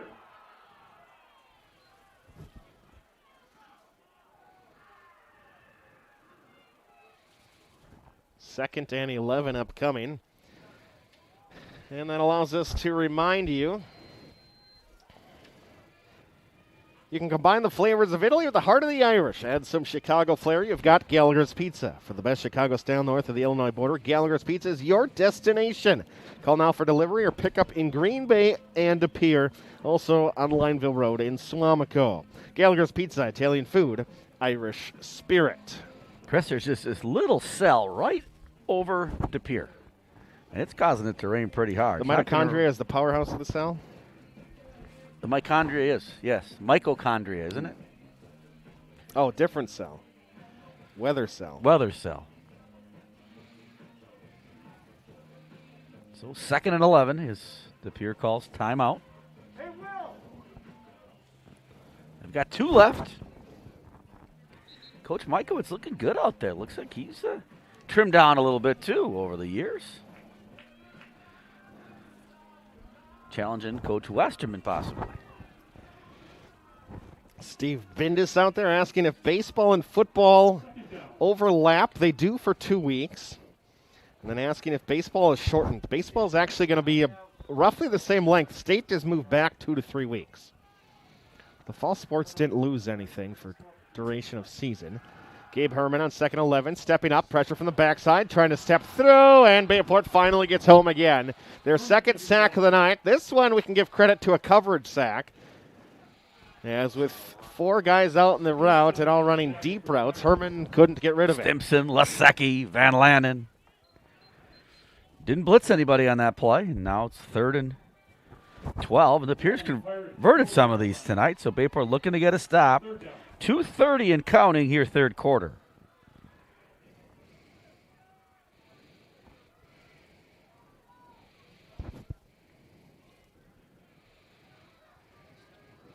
Trivia coming up. Boy, 2:15 to go in the 3rd. De Pere shortening this game. And the back drive got his started at arm the up for 10 6-yard line. seconds. He's to start counting the back 5 seconds. He's counting. 3rd and 12. Herman takes the snap. 5-step drop, pressure on the near side. Nick Barry. Herman trying to pull it down, and he's got room in front of him. And he fumbles it, coughed up from behind. Jaden Montgomery with the back punch.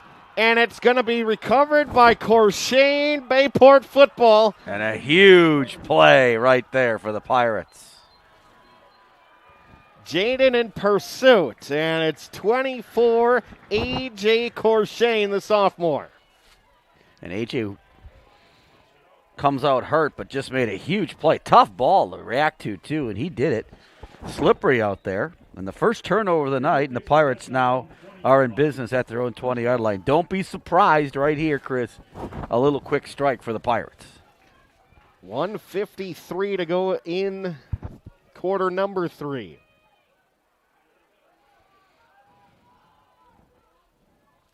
I know Corshane's got a lot of listeners out there, and AJ another big play. Speed option left, and Frank's not going to pitch it a wet football. He's going to carry it up near the 24. 2nd and 5. 1:40 left here. I know you can't see the time at home, so try to update you in that. 1:40 here in the 3rd quarter. Today's Down and Distance brought to you by Clyde Shooting. Clyde would appreciate it if we give more down and distance, and we're doing that tonight. If you're listening up there, we always try to listen to our viewers. If we have a Input's full-time important. computer operator, we can keep that on the scoreboard for everybody. Grzybalski right up the gut, and now Bayport trying to wear down a De Pere defense. I only say that because that's their best carry of the night. Up to the 32, and it's good enough for a first down. Hard to wear down a defense that's hardly been on the field. Correct, Chris. correct. Soccer, a 9-2 win over the Ships. Congratulations to Coach Herber. Hey, I haven't heard from Doug Piszek in a while. Doug Piszek. Now working in Ashwaubenon. 1st and 10 Pirates from the 32-yard line.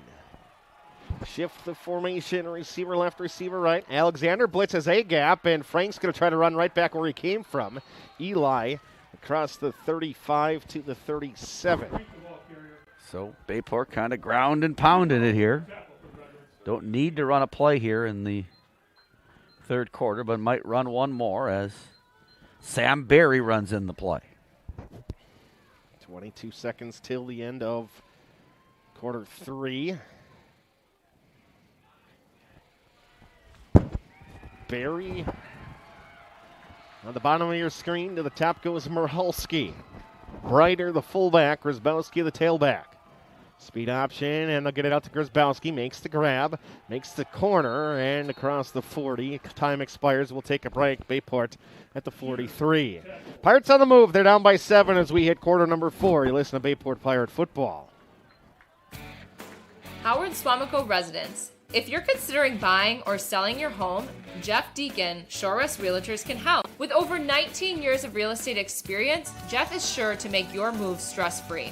Call Jeff at 606-3333 or visit jeffdeacon.shorewest.com.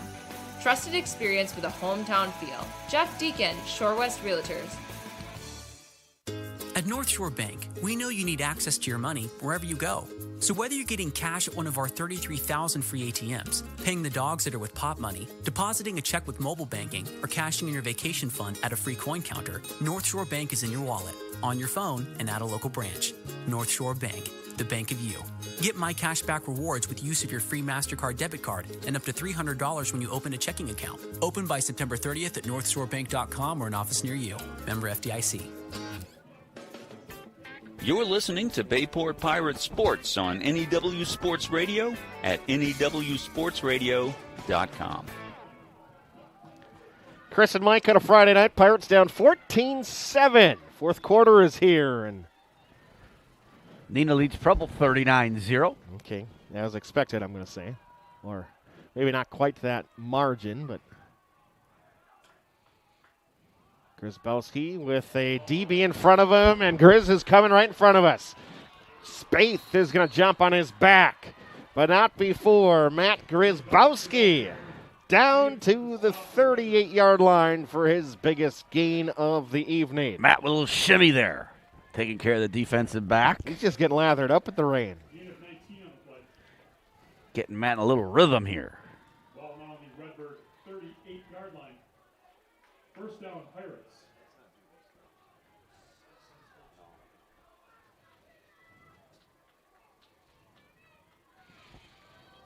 So the Pirates first down and 10 from the Pier 38-yard line. Greg Bowen reminding us we were supposed to be outside tonight. Again, we're fortunate we're not. Frank is going to pull it and gets forward down to the 36. Gain of 2. Got to go back to with Gumby. I was listening to you guys. He was at the Titan Stadium game. Was he doing the game with Damon Ryan? Him, Damon. I think they had the 3-man crew again. The third man being, help me out, Burrish. Yeah, Paul. Memory still there at times. Good, because I couldn't remember Paul's. Paul went name. to UCLA. Yeah. Frank going to keep, and he's going to be dragged.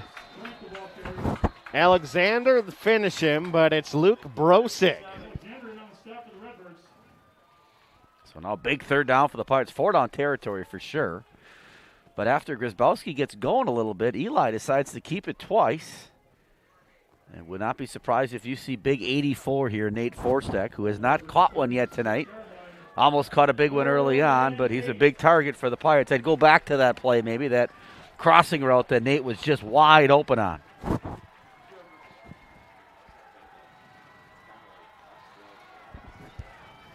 Bayport at the 36. 4-down territory, I'd say, Mike. Merhulski tight to the line to the right. Grzybowski trying left, and he's going to get outside. And a block by Barry, a cut by Grzybowski, and he's inside the 25. Matt Grzybowski inside the 20. And down to the 15-yard line. Matt's going to need a little time here as he is going to stay in the football game. Jesse, Melissa, the Jocks family watching along in Howard. First down, Pirates. Next dead action, we're going to get to the trivia for week 3. Fond du Lac up 21-0 over Spash at halftime. Oh. Respectable score. Yes. Send Michalski in motion. He's got the wide side of the field. Low snap. They're going to fake it. Frank gets inside the 10. Eli moving forward, and he's going to get down to the 6, a gain of 9. Wouldn't be surprised if you see jumbo package here at the 5-yard line. Well, they went pirate package once tonight, and it was stuffed. Not a good result for Bayport. So 9:20 and counting here, fourth quarter. Pirates knocking on the door to try to tie this one up. Receivers left and right. Pistol formation with Frank and Grzybowski, as it's been all night long. Mike just mentioned it, pirate package one time. Grzybowski between the tackles, down to the 1-yard line. First and goal.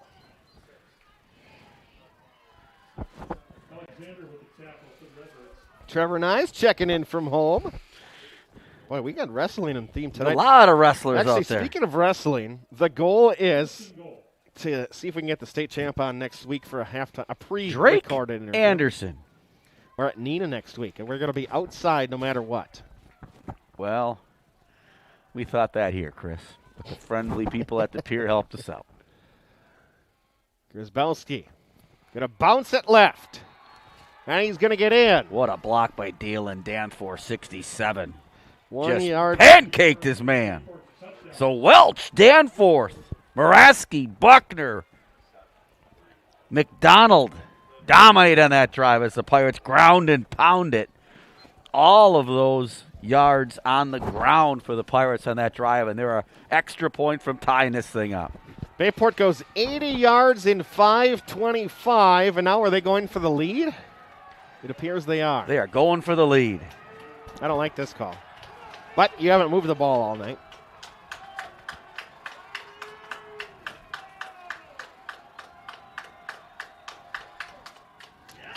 And they're going to stop him in the backfield.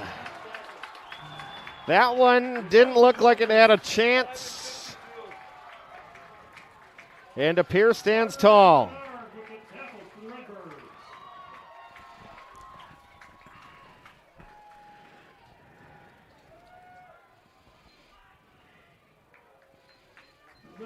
And it is 14-13. So Coach Westerman takes a chance there. And not successful on that play. Eli Frank gives it to Grzybowski. Eli probably could have kept that one, but pre-designed play, I'm sure. And now the Pirates will kick off. 8:28 left. 1-point football game. Big turnover by DePere there on that last drive. Gave Bayport the ball back. And now Bayport's got to get a stop, Chris. They do. They do. Fourth quarter, 8:28 on the clock.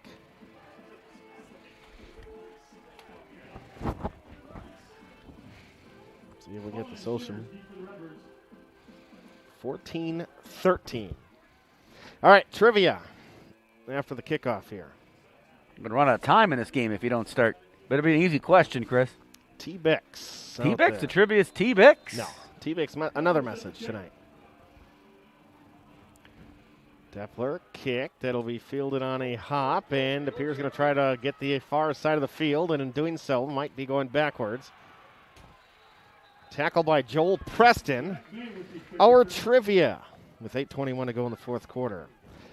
In our 7 years, name every single FRCC opponent that Bayport has lost to. Wow. In 7 years. There's only been 2. Every single opponent that Bayport has lost to. It was 2. Well, only I know 2 one. in 7 years. I know one for sure. I mentioned one of them tonight. You did. And I guessed the other one, but I don't want to give it away. They've only lost 2 conference games in 7 years of our broadcasts. What were those 2 games? Timbrook up the middle, and that's going to start and perhaps end the drive for the Redbirds. They respond. Adam Timbrook tripped up at the 10-yard line.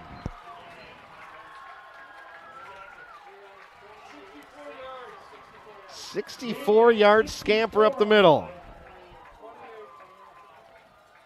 Harvey Knutson the first in. Ashwaubenon Pulaski, that is incorrect. Second one in is John Weber, and he has Ashwaubenon De Pere. That is correct. John Weber, the historian, and all of a sudden De Pere is back at the 10-yard line. What a play, though, by Caden Myers as he prevented the touchdown there. And now 7:42 and counting, and De Pere knocking on the door again. First and goal to gain. Herman sprint right. Room in front. He's going to throw it near side, looking for Maddox Shinners, and covered like a glove by Caden Myers, who had an interception a week ago. Well, if the Pirates stop him here, credit to Caden Myers, number 28. He ran down Adam Timbrook, and I didn't think that was possible.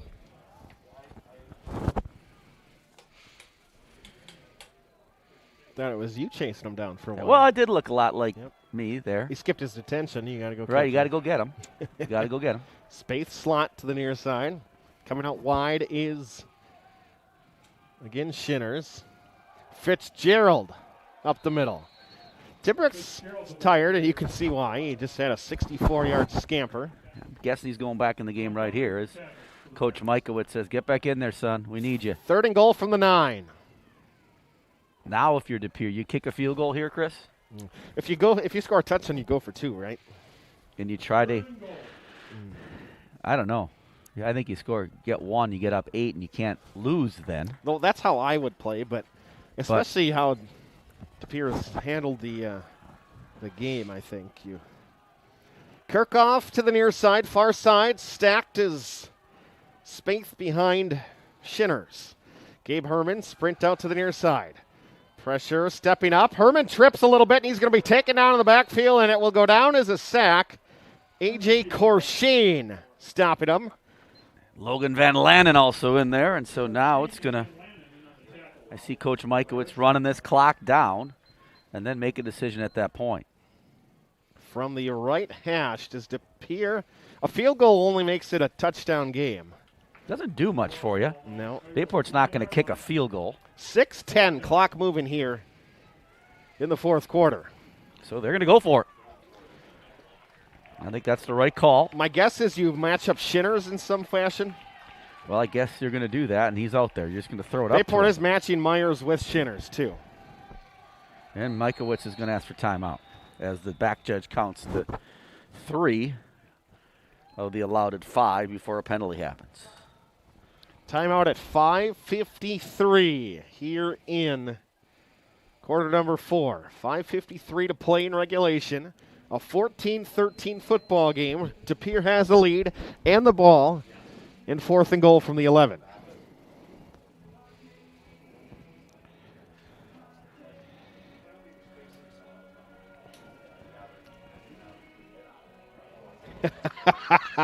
Steve Bindus says Weber's wrong. They didn't lose to Ashwaubenon. That was not pass interference. Oh, I remember the game at Ashwaubenon. That was the controversy. Now, again, what was it called on Macholm, or did Macholm have the interception that was wiped out? Well, Steve Bindus can tell us that. Steve and John will let us know. I'm sure both of them will let us know. Was it Macholm had one or the other? A questionable call. That was the Rodell crew, I think, actually. I'm not even joking about that. I think it was. Kelly Muir out there cuddling up with Lee on the couch tonight. Big play. Here we go. Herman, 3-step drop. Looking, near side to Maddox Shinners in the end zone. Touchdown to Pere Redbirds. Oh, he's going to get another penalty. God, foolish. That's Shinner's second penalty. It's going to cost him 15 yards in the kickoff. Now, if you're Bayport, you want it on the extra point so that they have a tougher time, right? I don't know if that you have that option.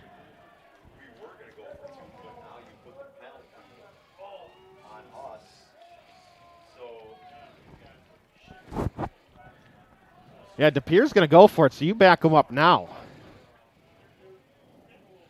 Well, I think they're asking, they're going to say that. They want him backed up right now. They kicked him out. That's his second unsportsmanlike penalty. He's out of the football game. And now he's going to get another one. What a putz. He could have got another one right there.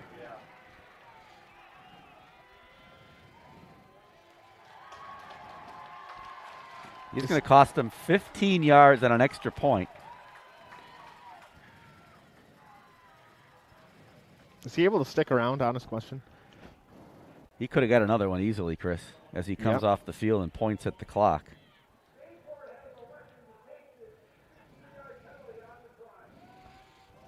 .546 left in the fourth, and now DePere's going to come out, and they're going to go for two anyways. Shinners now has to find a mask, because he is not allowed a helmet anymore. So Shinners has cost his team. He's made some great plays tonight, but he's cost his team a huge play here. So now it takes a number 4 receiver to replace your number 1. Shinners 2 touchdown grabs tonight. Kirkhoff comes in looking for a crossing pattern. Bayport pressure on Herman, wide to Bennett Spaeth, and he is not going to get the pass quite far enough to him. But it is a 7-point game at 20-13. Boy, that was costly. Very costly. Yikes. So the Pirates down 20-13. What a football game. Kathy and Rob enjoying the broadcast from home. Now, arguably, maybe not even arguably, DePere's best player, no longer in tonight's football game. Had to be reminded, the Bayport bench was the one reminding the officials that's his second unsportsmanlike, and so Max Shinners. Now he's talking on the sideline here. I don't know what, first of all, I don't think he's supposed to be on the sideline, but he's down there jawing to the sideline. I don't think John he's to gonna, Coach Mikowitz right now. Yeah, I don't think he's going to.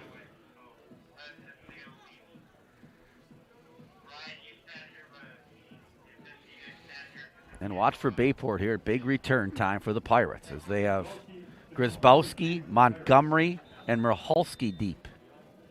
This team's been explosive on special teams. Kick is going to send Michalski, and Mitch is going to touch it in place, so he's got to go back and grab it.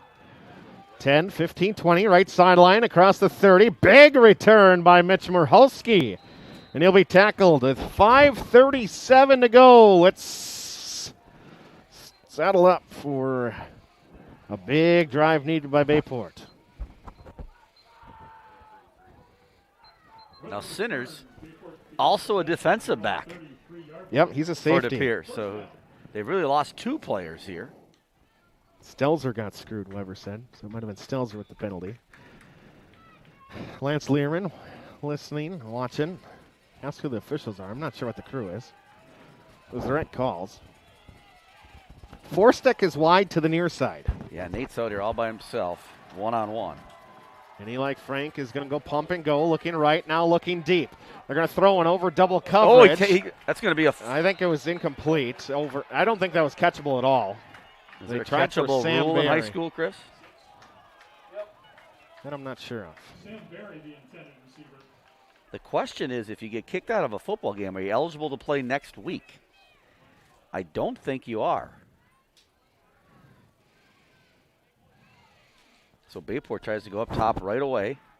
Sam Berry is intended receiver, and Sam's limping off. He's had a little hip problem during the course of this year. So now 2nd and 10. 33-yard line, Bayport football. 2 receivers, 1 to either side. Eli Frank, 3 down linemen. He's going to hand it off Grzybowski, and Grizz in the backfield is going to be swarmed under. Backwards, loss of 8.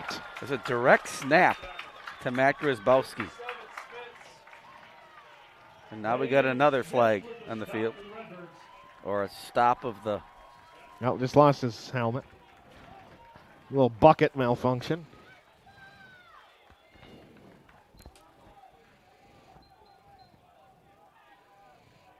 Jason Burton says catchable is not a thing in high school. Appreciate that, Jason. So that could have been an interference penalty, but it wasn't because the ref didn't call it. And now a big 3rd down play for the Pirates.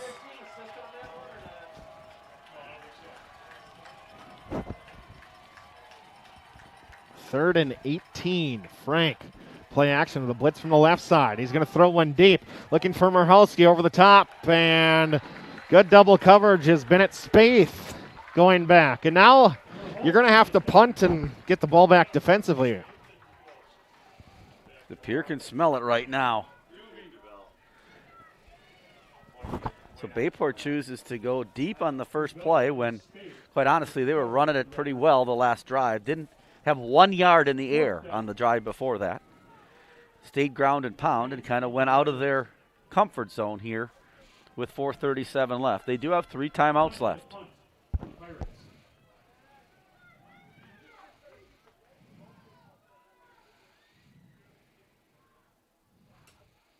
Snap to Klein, and he will get a punt off the far side. Shinners is also normally their return man. Spaeth will pick it up on a hop, normally the up back. And Bennett will go out of bounds at his own 44. 4:27. If De Pere could ever bleed the clock, this would be the time they need it. De Pere will take possession on their own 44-yard line. You don't necessarily need a 3 now, but you need a stop. Left in the game, first down, Redbirds.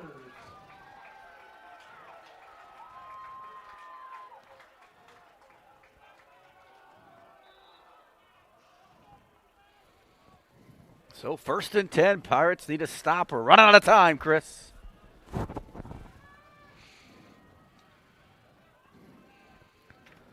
Three receivers. Timbrook again started last drive with a 64-yard carry. He's going to break 2 tackles in the backfield and pick up 3.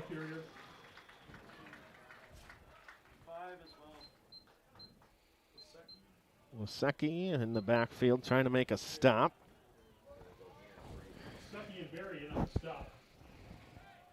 Timbrook's been a much more effective runner than I caught on film. And 7 from the Redbird 47-yard line.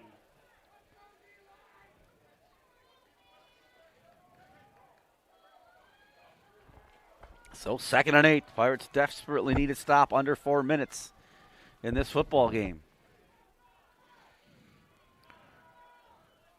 Nearing midfield after a Bayport punt. That followed the Pirates 3 and out. Timbrook right side. Coming to fill is Corshane. There's a helmet off. And Timbrook's going to break a tackle, keep going into Bayport territory, and down to the 45. And now Bayport, who do they put on the D line? They're just not making tackles up front with the big guys. Wasecki and Stimson with the stop for the Pirates. 3:30 and counting. Bayport with 3 timeouts. Have to get a stop right here. Yep, this has to be your set of downs that you make a stop. Michael Alexander coming over. He's a fullback when he comes over to the offensive side. See if they use him for some more power football. But it's 1st and 10 to Pere, and they're going to watch the back judge start counting the last 5 seconds before they even consider snapping the football. 3 minutes in rolling. Herman, hand off to Timbrook, trying the left side, breaks 1 tackle, trying to get outside. He does, inside the 40. Timbrook, the ball carrier. And Timbrook is going to be ushered out of bounds, but not before a gain of 7. Well, he got out of bounds, which is fortunate for the Pirates, but he gained 7 yards in doing so. Yards after contact has almost been his every single yard he's gained. From the Pirates start at 38-yard line. So to Pere on the precipice of beating the Bayport Pirates, something they haven't done in how many years, Chris? The last FRC team to beat Bayport, 2015. And Coach Michaelwitz is going to have to use his third and final timeout.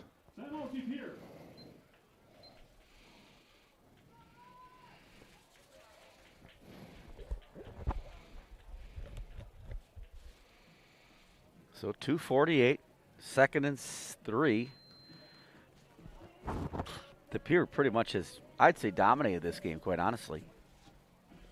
Bayport dropped a few balls early on, but time of possession-wise, you saw it at halftime, and that hasn't changed much this half, except for one long drive by the Pirates to get them within 1 point at that time. But then the Pere comes right back and scores a touchdown on a huge 4th down play. And now has a chance to get another first down and run this clock down. Bayport still with 3 timeouts remaining. Pulaski 21-0 final. Turnover would be exceptional for the Pirates right now. Now Michael Alexander did come in as the fullback. Took 3rd at state at 182 pounds wrestling. Now I fear the Pirates are going to call timeout. And Bayport's going to stop for a loss of 1. Michael Alexander, he runner-up at the regional at 182, lost to Ramage of Schwabenon. Runner-up the sectional to Ramage, and then at state, Ramage took 2nd. And Ramage lost to the same guy Michael Alexander did. They lost to John Gunderson of Baraboo. Michael Alexander took 3rd at state at 182. Impressive, Mr. Learman. But not surprising. Don't get me wrong. So 3rd and 4, 2:40 left. Bayport's used one of their 3 timeouts. Now this is technically not an FRCC game. Correct. So they can't, yeah. Scott Vinci reminds me. As he would, as he should. So they still, this doesn't affect any win streaks that Bayport has. In that. Notre Dame has taken the lead on Kewanee, 19-14. Will Zellner, I think 3 touchdowns on the night. 3rd and 4. Space slot right, tight end goes to the left. Gabe Herman looking over the Bayport defense. 3 down linemen. Throw near side, and Spaeth is going to make the grab at the 33. And then there's going to be a flag come in. And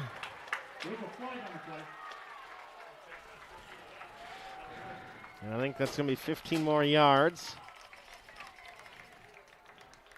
That might send it down to the 18-yard line. 2:35. Bayport still got 2 timeouts. This one's not quite over yet.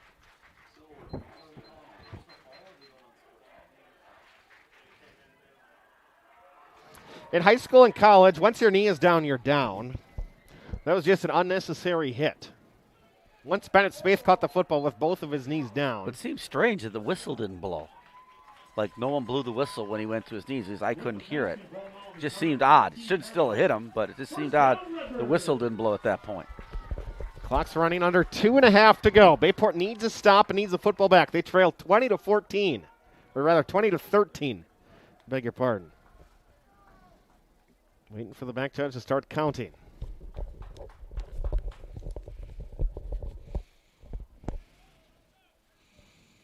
Everybody just waiting on you, sir.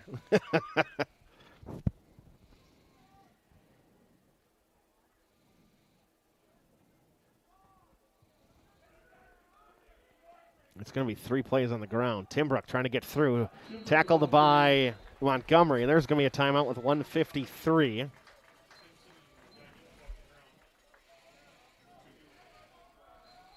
If they run another play, it gets it down to 1:48, let's say. Bayport calls their 3rd timeout. It'll be 3rd down. Bayport's looking like under might a get minute. The ball. I was going to say 53 seconds or something they might get it back at. Again, a field goal would win it here, actually.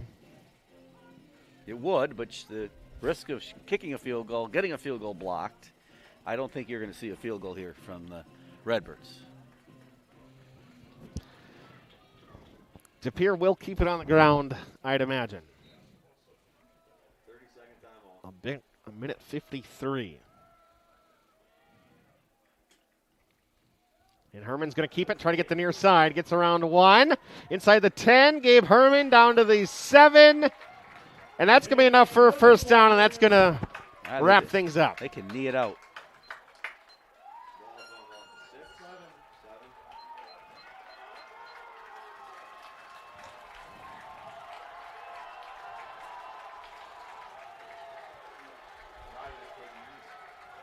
Ball now on the Pirates' 7-yard line.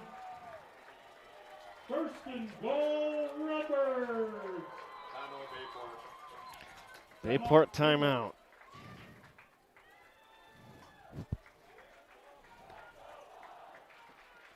Happen to drive here with the coaches and teams, so.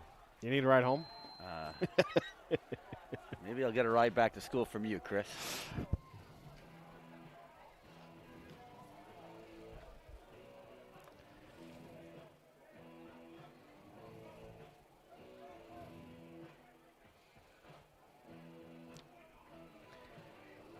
So 1:33 left. Bayport has no timeouts left, and you do the math.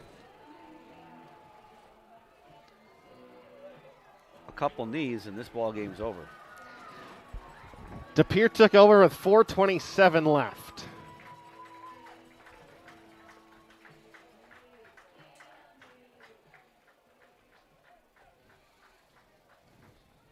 Nina defeats Preble 52-0.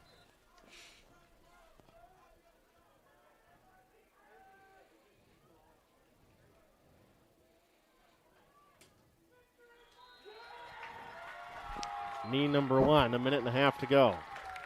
They will simply need to knee it one more time.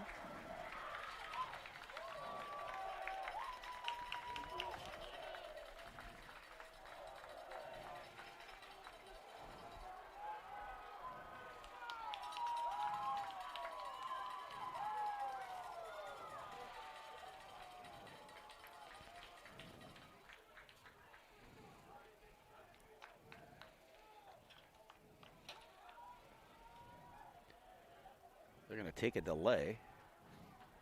Nope, they're going to go under and knee it, and they'll have to do that one more time.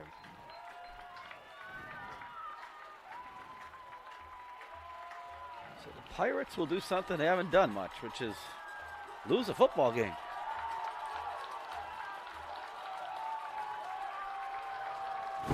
Coach Mikowitz definitely excited on the sidelines.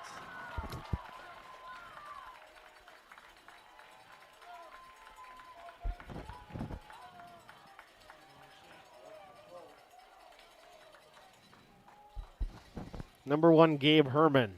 Unbelievable performance by the sophomore quarterback. He's going to drop to a knee one more time. The De Pere Redbirds knock off Bayport 20-13 here from De Pere. We're going to step aside, take a break. Final from De Pere. You listen to Bayport Pirate football.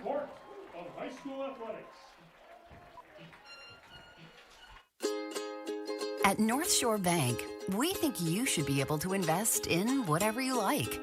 That's why we offer low rates on a home equity line of credit, so that you can use the money from your home on whatever you choose. You can choose to take your kitchen from cringeworthy to chef-worthy. Or you can choose to take your credit card from making payments to paid in full. Or you can choose to help your baby get ready for college, even if you're not. The choice is yours. And if you're not sure if a home equity line of credit is right for you, come discuss your options at your nearest branch. North Shore Bank, the bank of you, and whatever you choose to spend your money on. Learn more about our home equity line of credit rates and start your application online. Visit northshorebank.com today. Member FDIC, Equal Housing Lender.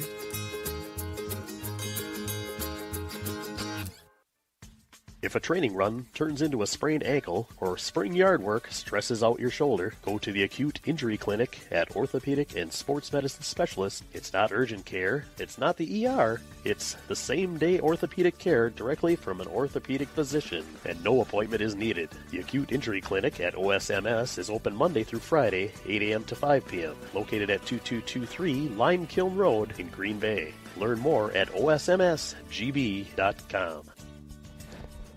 Tonight's Bayport football broadcast proudly supported by Gallagher's Pizza, Italian Food, and Irish Spirit. By Bell & Health, Titletown Sports Medicine Orthopedics.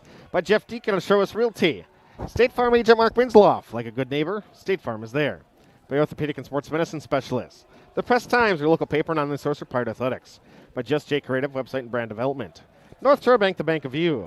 By Zesty's Frozen Custard Grill, the finest frozen custard in town. And by members of the NEW Sports Radio Broadcasters Club.